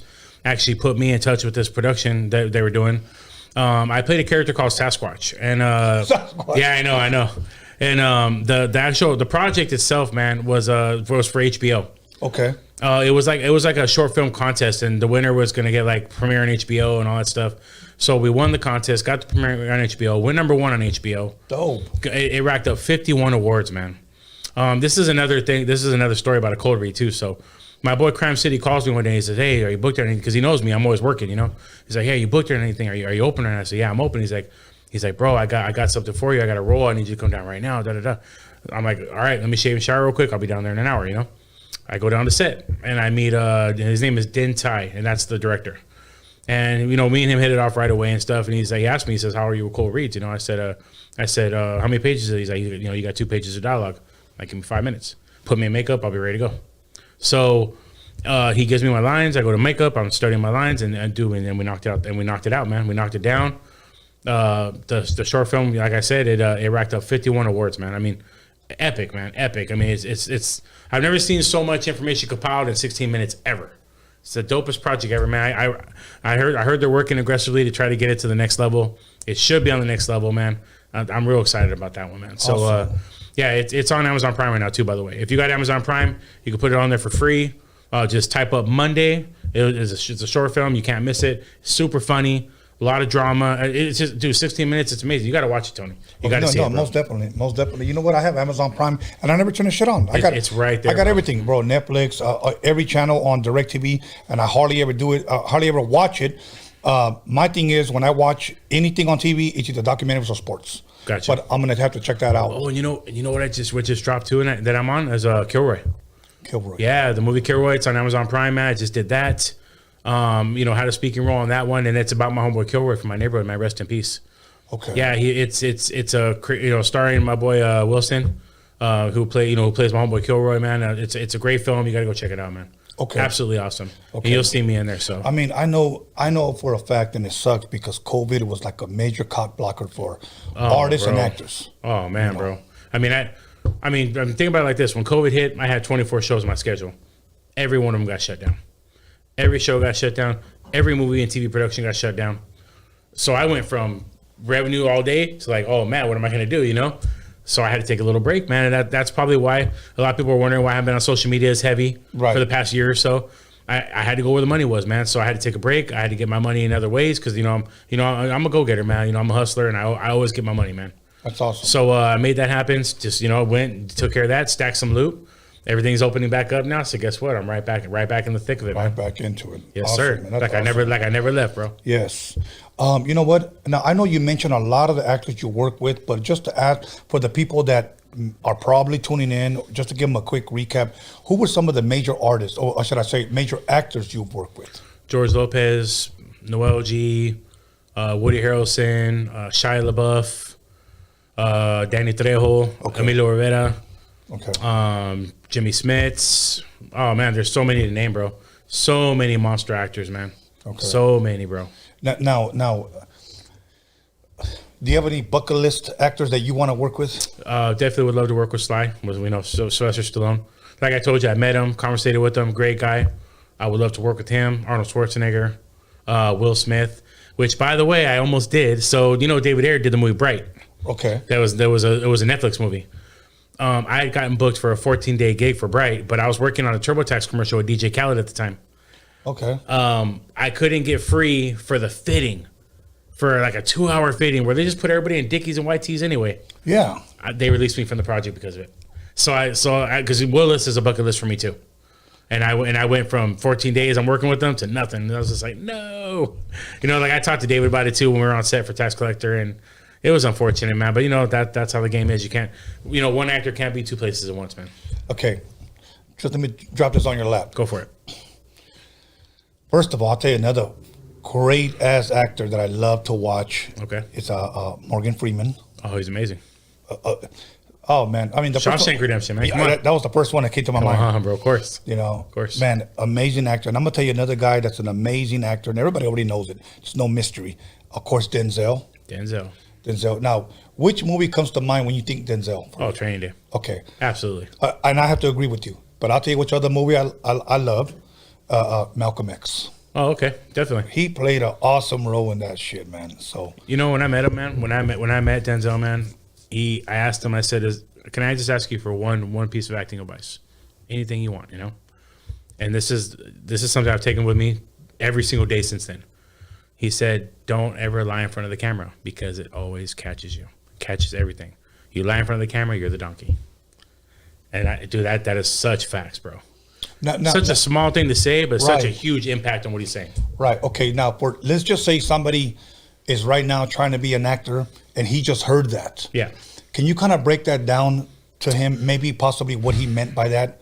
Do your research, man. Whoever your character is, whoever you're trying to portray, you want to make sure that you do your work. Okay. So what you're gonna do is you're gonna get your character. You're going to Google and find out every single fact you can find out about this character. You're going to look for any kind of live content you can find where you can watch his movements, how he talks, how he sounds, the way he bats his eyes, the way he moves his hands, whatever he's doing, so that way you can imitate these things. And the other thing too is that whoever your character is on a script, you always create your own backstory if there's not one already, okay? If, for instance, if you're playing Clumsy from this hood or that hood, and you're going to be interacting with Sleepy from this hood, create a backstory for him. Literally, like go in, act like you're the director, act like you're the one writing the script. Create your own backstory because it puts you in the character, and now you know something about who you're trying to portray. That's awesome, man. Yeah. I heard this. I don't know if it's true. Somebody had told me that. I believe it was Jack Nicholson talked to the guy who just played the Joker, not Joaquin. Heath Ledger. Yes, him. That rest in peace as well, man. Yes. Supposedly he said. I heard people talking about it. He told them, be careful with that character because that character will consume you. Is it possible? It did. With Heath Ledger, it did. There's documentation on it. He couldn't get out of character after that. It literally changed him. It's facts. Wow. There's method actors out there, man, that cannot get out of character, man. I mean, they get so deep. Like depression starts, evil thoughts. I mean, this is all real stuff, man. That is 100% real, dude. No shit. Yeah, swear to God, bro. It's crazy. Wow. I just learned something. Yeah. Okay, well, awesome. Nuts. Here's what we're gonna do. We're gonna go ahead and put the number on the screen, and once the number goes on the screen, let's put on these headphones. We're gonna take some phone calls. If you guys got a question or anything you want to ask Troublesome, right now is the time. We'll keep it at least maybe 2 minutes a phone call. Call and ask a question, anything you want. I mean, you want to pour out your feelings, go for it. Now I'm ready to cry, bro. I'm here. I'm ready to cry. Yeah. Let's go. Yeah, so at least 2 minutes. If you have a question about his music, about his merch, about his new record, about his past records, whatever movies he's been on, whatever, go ahead and are we good, Anthony? Okay, cool. Just let us know when we got a caller. Until then, we'll just keep it pushing. Okay, cool. But other than that, I know that you have your clothing line coming out. Yeah, well, it's out already. Okay, it's out already. I think we had it on the commercial. Yeah, during the breaks. You did. And you just want to speak a little bit on that? So my clothing is called TM Clothing. It's the first ever West Coast official West Coast gear, man. That actually represents all the OGs on the West Coast and the new cats that are putting on for us today. So I have one that has all the OGs like Cube, Snoop, E40, NWA, Too Short, and then I also have a Brown Pride edition. That represents all Latino rappers. Never been done by anybody in the industry. Because you guys know, man, we never get the recognition or the credit that we deserve, you know? Right. So I wanted to do something that was for us, Raza for us, you know what I mean? Right. So I did a Brown Pride edition. It's puro Latino rappers. I have that. I have both of those, on sale and ready for purchase. Okay. Any size, color, hoodies, crew necks, bandanas, beanies, matching snapbacks, bandana socks, all kinds of stuff, bro. That's dope. And what was the website again? Oh, the website's actually down right now, but it's www.troublesome-music.com. But you could just DM the TM clothing page, or you could even DM me and I'll answer. I may do my social media. So okay, yeah, we can do everything through DMs. It's fine. That'll work. I'm doing at least 20 orders a week like that. So dope. Okay, anybody have any questions pertaining to his music, pertaining to acting? When's he going to be next? When's his next show or whatnot? I'll give you guys an opportunity here. If not, then we're good. I know a lot of you guys get shy and don't want to call, but it's all good. A lot of guys get shy and don't want to answer questions either. That's the word on the street. Well, you know what? It's funny because I always give everybody here the option, and the majority of the people say no. But caller. Oh, what's going on? What's going on? You got a question for Troublesome? Yeah. That's me. I'm Dispensa. My name's Arthur Box Contreras. I've been on this show a couple of times. Nice. I want to say Troublesome. Hey, man, you badass. I said, like, dude, what you do, you and Sony do. I just wanted to call and let you guys both know you guys are badass, and I admire you guys like there's no tomorrow. Oh, man. For both you vatos, eh? That means a lot, bro. And we do it for you, man. Everything I do for my supporters, man. You keep Raza alive, homie. You have to keep Raza alive, like vatos like us. We got, you know what it is, bro. We deserve our place in the industry, man. And we got to make sure that it happens. Tony's doing it on the media side, and I'm doing it on the acting and music side, man. And that's what we're doing. Absolutely, man. Thank you for calling in, brother, man. Thank you for calling. It is people like you that make this show happen. Because without subscribers, without viewers, without you guys, bro, we wouldn't be sitting right here, man. Absolutely, man. It is you guys that make this possible. So we want to say thank you to you guys, bro. Hey, much love, Arthur. Gracias, homie. Hey, gracias. They call me Box from Rosemead, homie. Boom. Hey, homie. All right, Boxer. That's what's up, my boy. That'll work. Shout out to Rosemead, man. Shout out to Rosemead, homie. Blessed night. Okay, we'll take a couple of more calls. If you guys a call, hope you guys ain't shy. Yes, don't be shy. Dry your eye here, because your mother with the two little guys. Your mean mother does that to me. Hi. That's dope. See, man. I can re-rap raps, but I'm not a rapper. So, caller, how you doing, man? Where you calling from? Hello. Yes, caller, where you calling from? LA. You got a question for Troublesome? Yeah, quick question. What's up, my boy? If you're trying to get into acting, okay, and you got pants on your head that ain't gang affiliated, is it better to have hair trying to get into something, or is it better be bald-headed, show your work, and see what happens. So here's the thing, man.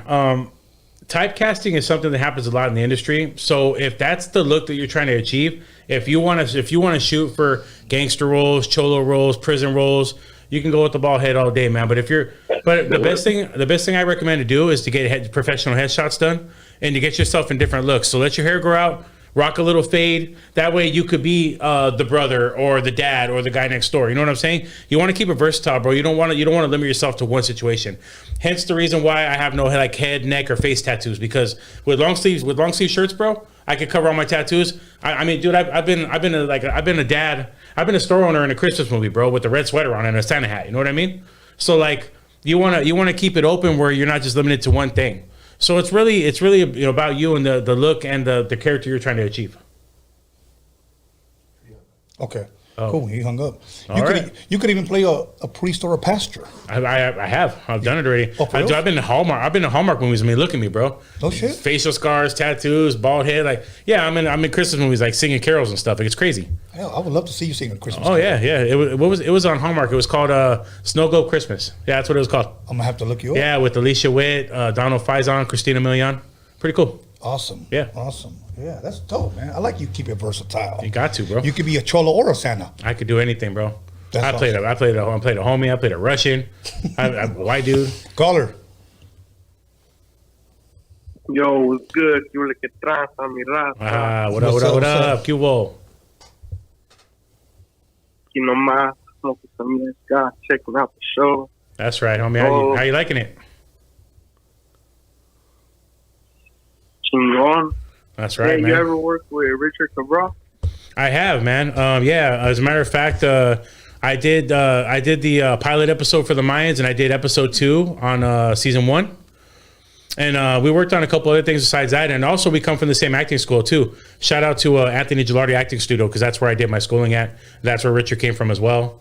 Shout out to Anthony Gilardi for teaching me a lot of fundamentals, and yeah, I worked with them too. I mean, I've known Richard, man, since probably 2006. I knew him when he was still Baby Jokes, when he was still rapping and wasn't even acting yet. So I've known Richard for a long time, bro. That's right.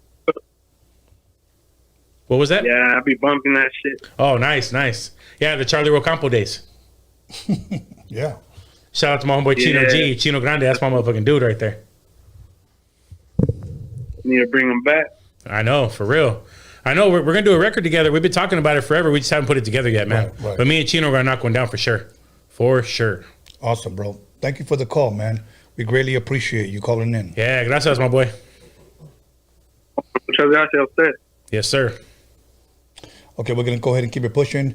Let's get a couple of more calls. Don't be afraid. Don't be scared. Don't be afraid. Don't. Remember that Juice soundtrack? Remember? Oh man. Don't be scared. Just call. Don't be scared. So now, hold on. Let me bring up some other stuff that. Yeah, let's do it. Okay. So we talked about your clothing line, where they can DM you.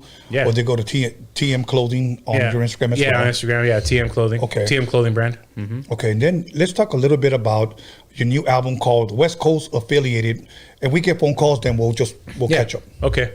Man, what a monster, bro. So look, my new album, man, is called West Coast Affiliated, man. It's a monster album, bro. I got crazy features on it, man. I got let me see. I got Crooked Eye. Oh, Crooked Eye. Yeah, Crooked Eye. We'll come back to Crooked Eye. Yeah, let's go. Caller. I'm here. Yes, sir. You got a question for Troublesome? Oh, yeah. No. Yeah. I'm ready to go, man. I'm ready to go. Well, let's go, my boy. What we doing? All right. I just want to say, on this me calling back again, this is Box from Rosie, and I know you watched the way for the phone calls. And I just want to say again, man, gracias, man. You guys, hey, I want to say this in palabra, homie.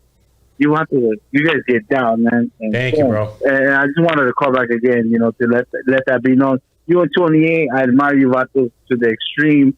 28, bring Gloria Soul back again, because she's fine like a. I know Gloria. That's the homie. That's the homie. She's badass, homie. She's badass. Yeah, she can sing her ass off. Badass. I love her to death. Awesome, she's badass. But hey, Troublesome. Yes, sir. Troublesome. You know what, man? I look up to you, carnal, because you're the face of us.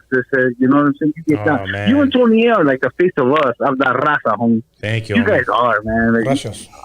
you guys, and that means the world to me because I'll be walking down the street and I'll be hearing some shit. You know, I'm in the SGV, homie. I'm from the SGV from Wilmington. Yes, sir. And I'll be hearing some weird ass shit. But you Vatos, like, I look up to you Vatos and I'll be like, man, there's a homies right there getting down. Man. Check these Vatos out. Appreciate it, man. They're airtime. You know what I'm saying? Hell yeah. There's the airtime. Listen, I didn't mean to call back again, but I just had to call back again. And do this. Shout out to Boxer and the SGV, man. Yes, sir. Right, Gracias, bro. Gracias. Truly Yes, sir. appreciate.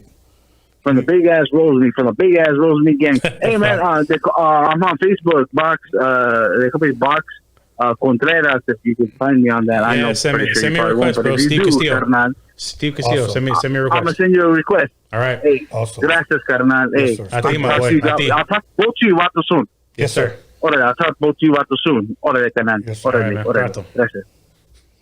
Okay. So back to West Coast affiliated, right? Yes. So yeah, man. So I got Crooked on there, man. I got Big Trey D on there. Okay. I got Cocaine on there. I got Sly Boogie on there. I got YB on there. You know YB, formerly known as Little Yogi. My homeboy Little Smitty. Who else? I got more majors on there too, man. Oh, Sandog, Lazy Bone, Busy Bone. Omar Cruz is jumping on it. I just hit up Bishop Lamont. I think Bishop Lamont's gonna jump on it. Yeah, I got some monsters on this new record, man. And who's doing the production on this one? Menace did production on it. Talent did production on it, which is YB's producer. Okay. Shout out to Talent. Shout out to Menace. Okay. Also, my boy Fred X from Long Beach, man. Shout out to Fred X from Long Beach. He's the one that did my record Slipping Away with Okay. Trey D, which is an absolute monster record, man. It's talking about when I got stabbed up, bro. So it's remember. Oh, we got a caller. Caller. You got a question for Troublesome? Yo. Yes. Hello. Yes, I got a question for Troublesome. What's up, my boy? What's up? Chilling, married in the cut. You know? Question. Yes, what's up? That's what's up. I got a question. Back in the day, All right. during the MySpace days, there was an album that you and Camp Capone had, and I remember listening to the album. That shit was fire. And then I could swear, like 2 weeks later, it got taken down, and I want to know what happened to that album. Oh wow, what was it? Was it called Riding High? Was it the one with Straight Rider on there? I believe it's called the G'd Up Way. Oh, the G Way. Yes. Okay, so That shit was fire, bro. And then it got taken down. I can't find the album. Yeah, you know, bro, it got put out and then it got taken down like just as fast almost, man. Like, yeah, we did it. I think it was like 17 tracks, and that was our first dual album together, or album together as just me and him on everything. Yeah. So I know exactly what you're talking about, man. Do me a favor, bro. Do you have me on social media or no? Do you have me on like Instagram or Facebook? I do not, but I'll definitely search for it. Okay, so look, just hit me on Instagram. It's at Troublesome Music, no spaces, no underscores. Just hit me. Let me know you called in on the show, and I'll do my best, man, to dig up some of those records for you, man, because I'm pretty sure I can find some of them. Hell yeah, bro. That album was fire. Good production. I'm definitely checking you out. Definitely. Yeah, make sure you check out the new stuff too, man. Check out my Versatility album, bro. It's on all major platforms, Apple Music and Spotify and all that. It's also I have hard copies as well. And then I got the new album, West Coast Affiliated, coming out as well, bro. Hell yeah, I'll check it out for sure. Hey, Appreciate shout out that. to you and shout out to Tony. Muchas gracias, bro. Truly Thank you, appreciate homie. you calling, brother. Oh, that's fine. So you got all these features. Yeah, man. And it's how a many songs monster, total? bro? Right now, I'm at 13 tracks right now. I'm probably going to end it at 16. Okay, so you're still working on it then? Yeah, it's almost done. Okay, awesome. You know what? Sly Boogie. What was the name of that one song? What's my name? That's a fucking... Or it's nothing. Dude, no, what's my name? Yeah. That motherfucking song. You know, bro. Knox. Dude, Sly, he's a lyrical genius, bro. Honestly, man. Shout out to Sly Boogie, man. He just touched down. As a matter of fact, he had to go do some federal time, man. So he went and did that. Was out of the game for a while. The record I have with him, it's called what's that record called? And that again, beat that he was rapping to. Oh yeah, Perfect, bro. The record I got with him. So I hooked up with my dude Fred X. Okay, he's a producer from Long Beach.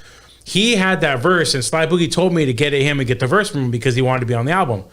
Got with Fred X. Me and Fred X linked up. Fred X shot me the verse. I slapped Sly on it. Of course, now he's home. We can do stuff live now because he's here. But that's how we got that record done, bro. Crazy, man. Shout out to Sly Boogie, and shout out to my boy Fred X, man. And like I said, he produced "Slipping Away." It's featuring Big Trey D and my artist out west, and It's a monster record, bro. I gotta play it for you. It's crazy, bro. It gives me goosebumps, man. It's a crazy record, bro. I gotta check it out, brother. I gotta check it out. The East Siders, baby. You know what I mean? Yeah, man. The General. Now, are you before that? Are you going to be releasing any singles leading up to the release, or are you just going to drop it all at once? Yeah, I got a song called California Soul featuring Cocaine, and I'm working on an ultra mega major artist on that, man. So okay, go for it. Caller, are you there? Yo, what's good, my boy? Hey, what's good? What's up? How's it out there? Oh man, just grinding, man, running and gunning right here with Tony. You know. That's right. Oh yeah, what's good, man? I wanted to ask you a quick question. Yeah, of course, man. I'm right here. How's it been with the acting, and at what age did you actually decide to start acting? Basically, man, with the acting, bro, I've always been an entertainer, man. You know, with acting, I did my homework and seeing that it was something I really wanted to do. I also seen the longevity too, man, because you could be 80 years old still booking gigs, bro. You know, music you can only do so long. You can only be on stage so long. So I knew that the acting was a way for me to continue my revenue and just get out there, even be on a bigger platform. So, yeah, I love it, man. I love it. It's my passion. It's my heart. No question. Look forward to seeing a lot more coming from me, man. I guess let me ask a question for him as well. Yeah, go for it. Hold on a second, caller. How old were you when you got your first acting gig? My first acting gig, I want to say, my homeboy Carlos Ayala hooked me up with their project. Okay. Project Child. He's from Boyle Heights as well. Shout out to him. We worked on a movie called Bullet with Danny Trejo. That was my first. Okay. That was my first project, man. I had lines, everything. I was all through the movie. It was crazy. Okay. And that's where I had known Danny before that already, but that was the first time I actually worked on set with him. Okay. So we did that movie, man, and that was my first official project. Shout out to Project Child, man. My boy fucking Carlos, because he's the one that plugged me in. Okay. That'll work. Yeah. That's Troublesome. What's up, bro? Well, I'm just looking forward to your shows whenever you got them booked and everything. Just let me know. I'm ready to support. You already know me. Oh, definitely, man. Definitely. I appreciate that. I'm already booking new gigs as we speak because everything's starting to open up again. Thank God COVID's finally starting to go away. So, yeah, man, look forward to a lot of new stuff for me, man. I'm going back in 1,000% with the acting, with the shows, with everything. So, I'm going to have a lot of stuff for you, man. Awesome. All right. Sounds good. Stay up and be safe there. And good luck with everything else. Hey, much love and respect, my boy. Love you to death, man. I appreciate the support. Okay, we're going to go ahead and keep it pushing. All right. So, let me see. So, as of right now, West Coast Affiliate has no specific date because you're still working on it. Yes. You're about 13 tracks in. Very soon. You're going to do 16 total, dropping visuals, dropping a single with Cocaine, like what you mentioned. Yeah, Cali Soul, man. I'm trying to get a real big name on that right now. He's already heard the record, loved it. Shout out to my boy Kiefer for making that happen. Yeah, man, I'm hoping I can get. I don't want to speak on it yet, man. Right. But I'm hoping I can get this monster feature, man. Because if I get him on it, it's curtains, bro. Yeah. Curtains. You know, do you have a specific guy that shoots your videos, or do you direct them yourself? Like, you being in the acting industry, I know you're critical about how you want to come out on your videos or how you want your videos directed. Do you have somebody specifically for that? Yeah, well, I mean, I got a lot of directors that I mess with, man, but I don't have anybody specific. But okay. I mean, I would love to do something with Dada, which is Snoop's guy, good friend of mine. My boy Guap City, man, he's a good director as well. My boy Lil Smitty's doing videos too. There's a lot of people doing video stuff right now, man. My boy Crime City, the one that I mentioned earlier for the Monday project. Right. Yeah, I mean, there's so many talented dudes out there right now, man, doing crazy visuals. So I'm gonna do like 4 visuals for the album. So look forward to that, man. Some cinematic stuff, some really good stuff, man. Awesome. Anything that you're trying out for right now, or maybe you got any scripts on something new coming out that people could possibly be looking forward to? So I got something really big coming up with Snoop, man. I got some really big coming up with Dog. It's a TV series, man. We already shot the whole season, 10 episodes. I am main cast on that. Tons of dialogue. I play the main homie on the project, man. It's also CJ Maxx project too. So it's actually CJ Maxx project and Snoop's the executive producer. And who directed it? If you don't mind me asking. Oh man. Well, I know Kiefer worked a lot on the directing stuff, but I don't remember the director's name, man. Okay, I'm just saying because I know I had the director of Hip Hop Uncovered, and I know he's doing a lot of stuff with Snoop. I know he's been shooting a lot of his wine stuff or whatever. Rashidi Harper. So I just thought maybe it might have been. Oh, okay, no, okay. It wasn't him, but yeah, I mean, we went to the compound, man, which is Snoop's, home base in Inglewood, and We shot everything, man, and it came out epic, man. And it's Dub C's on it too. Tiffany Haddish is on it too. It's a monster project, bro. I can't wait for you guys to see this, man. And is there a specific date? No, because they're still shopping it out right now. So, okay. Right, yeah, and then like I said, I can't even like release the name or anything. Everything's under wraps still. So. Okay. Is it going to be movie? TV? No, it's a TV show. Oh, yeah, it's TV show platform. So we shot 10 episodes already, and dope, as far as I know, they're already writing season 2. So that's awesome. Yeah, it's gonna be a monster, man. I'm super excited, man. Snoop loves it. CJ Mack loves it. Dub C's on it, loves it. I mean, everybody killed it, man. Awesome, man. Now, have you ever been in a scary movie? No, I haven't yet. You know, and there's a director named Thomas that I know, and he does. That's what he specializes in. So he's already told me he has something in mind for me. So it's just a matter of time. That'll work, man. I eventually, after I finish the Chicano rap documentary, I eventually want to do a scary movie. That'd be dope. Like, I really, really do. I have a great idea for a scary-ass movie. Just as long as you're not screaming and stuff, bro. I don't want to hear you screaming or anything. Just a little bit. But I get killed first. Oh, okay. So, callers, I hope you guys not as scared. So, you guys could, we got a couple of more minutes. And if you guys don't want to call, then we're good. But you know what? Right now is your opportunity. You guys are always talking about take some more calls, Tom. Take some more calls. We're right here trying to take calls, and you guys are lagging it. Yeah, bro. You know what it is? I'm like... Yeah. You know what it is? It's, you know what? Why don't you play some crickets, bro, so we can hear them? So yeah, let's get that soundboard on deck. Yeah, let's get on there. Let me hear it. Where they at? There. See? That's you guys right now. Hey, but you know, it could have been worse, though. It could have been that from the gate. At least we got quite a few calls already. Right, exactly. But I'm sure they'd probably rather be keyboard warriors. Yeah, I'm kind of like, whew, you know? There you go. I like that one. Yeah, I know. Okay, so we're going to take one more call. If not, we out of here. Now, let me ask you this. Is there anything that I didn't ask you? Well, I just want to outline some of the promoters and stuff I'm working with for shows this year. Shout out to my homeboy Bobby D, man. Bobby D, I know you know who he is. Yes. He's an absolute monster on the West Coast, man. Yes. He supports me and my career 1,000%, man. Of course, shout out to Snoop and Uncle Snoop's Army, working directly with Bobby. Shout out to my boy AD. You know, I don't know if you know Adrian. I used to work with K-Day. Yes. He's doing big platform shows too. Shout out to Motorsport Showcase, Arizona Super Show, Lowrider Magazine, all the people that have booked me for shows, man. I mean, I'm just I'm ready to work. Let's go. That's dope, man. I'm glad that everything's opening up. I'm glad that that we're kind of getting back to normal slowly but surely. Working on it, man. But I'll tell you what. I'm not the type of guy that's like gets easily depressed. As a matter of fact, I've never suffered like from depression. You know, no, I mean me neither. You know, luckily, yes, I'm thankful. But I'll tell you what, when they closed down the damn gym, because to me that's like PE class. Okay, when they closed down the damn gym, I was like, no. Shit, when they closed down the gym, I was like, thank God. I need to get my ass in the fucking gym, bro, for real. Well, whenever you want, brother, I work out in the city of Carson at 24 Hour Fitness. There you go. Caller. Oh, nice. Let's go. You're our lucky last caller. Oh, shit. Hello. What's up? What's up? You got a question for Troublesome? No, man, I just want to give a shout out. It's Johnny D right here on the line. I want to give a shout out, man, to Troublesome. Yo. Shout out to Tony, man.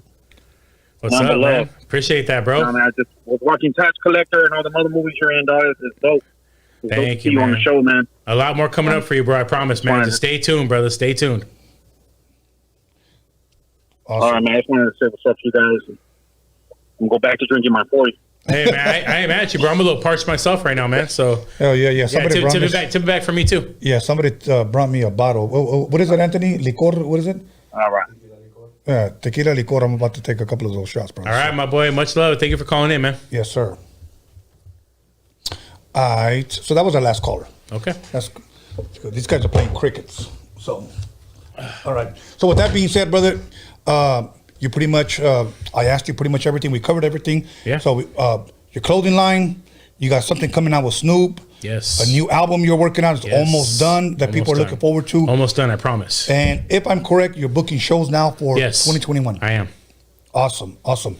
Other than that, any shout outs? Anybody you want to shout out? Man, just shout out to the Lord for letting me do what I do, man. Shout out to my wife for, supporting my career and everything I'm doing there. And just shout out to my fucking work ethic, man, because I'm about to go ham and eggs in this motherfucker, bro. Hell yeah. I like that shit. I like that. Hell yeah. That attitude, man. You know what? Because a lot of guys, sad to say, they they put up a post on social media and think everybody's just gonna fall in their lap. No. You got to go out there and get it. You got to man. build it, man. You got to build it. You got to get it, bro. So crazy. So other than that, you know what? I got a couple of shout outs and then we out of here, man. Let's do it, man. But first and foremost, let me say this. I want to thank you for giving me the opportunity to interview you. You know, I'm looking forward to much success 2021 from here on out. I'm looking forward to that Snoop show. I'm looking forward to see Raza on TV and in movies, bro. Hell yeah, man. Thank you for creating the platform for me to do this with you. Thank you, brother. Thank you for your humbling words, man. Absolutely, man. Anthony, want to give a shout out to Anthony for running this ship. Also, I want to give a shout out to my boy Alex Cervantes Enterprise. If your car breaks down, make sure you guys call him. He'll fix it. Even if it doesn't work good after that, he'll still fix it. I'm actually broke down outside right now. Oh, yeah. No, I'm just kidding. Nah, he's a dope mechanic. Sick. And my son B Scanless for helping me promote this. Yep. And you know what? I gotta give a shout out. And Big D, Magic's manager. Oh yeah, man! I forgot to mention Big D. Oh my God, the guy that made it happen. The guy that made it happen. Big D, man. Much love, much respect, my brother. Yes. This guy always be calling and checking up on me, man. Dude, his work ethic is insane, bro. Yes. Shout out to him, Dub C, MC Magic. Yes. You know, everybody he's working with, Little Rob, everybody, man. Absolutely. Big D, what's up, my boy? Yes, I know he watches. So other than that, you know what? We'll be back Sunday with a double feature, 2 special guests. And at the end of the month, I'm just going to drop you guys a little hint, little nugget. I'm going to have somebody back that we're going to make history here on Rhodium Radio. He was once here before. This is part 2, and he's got one of the highest views on Rhodium Radio, and he's back with a vengeance. The end of the month. So nice. Stay tuned. Have a blessed night. Thank everybody for calling in, all the subscribers, everybody who logged in, everybody who commented, everybody who's talking crap on the the live chat. Doesn't matter. You guys are still watching. Much love, much respect to you guys. Have a blessed night. My brother, much success. Hell yeah, my boy. Yes, sir. God bless. See you guys Sunday.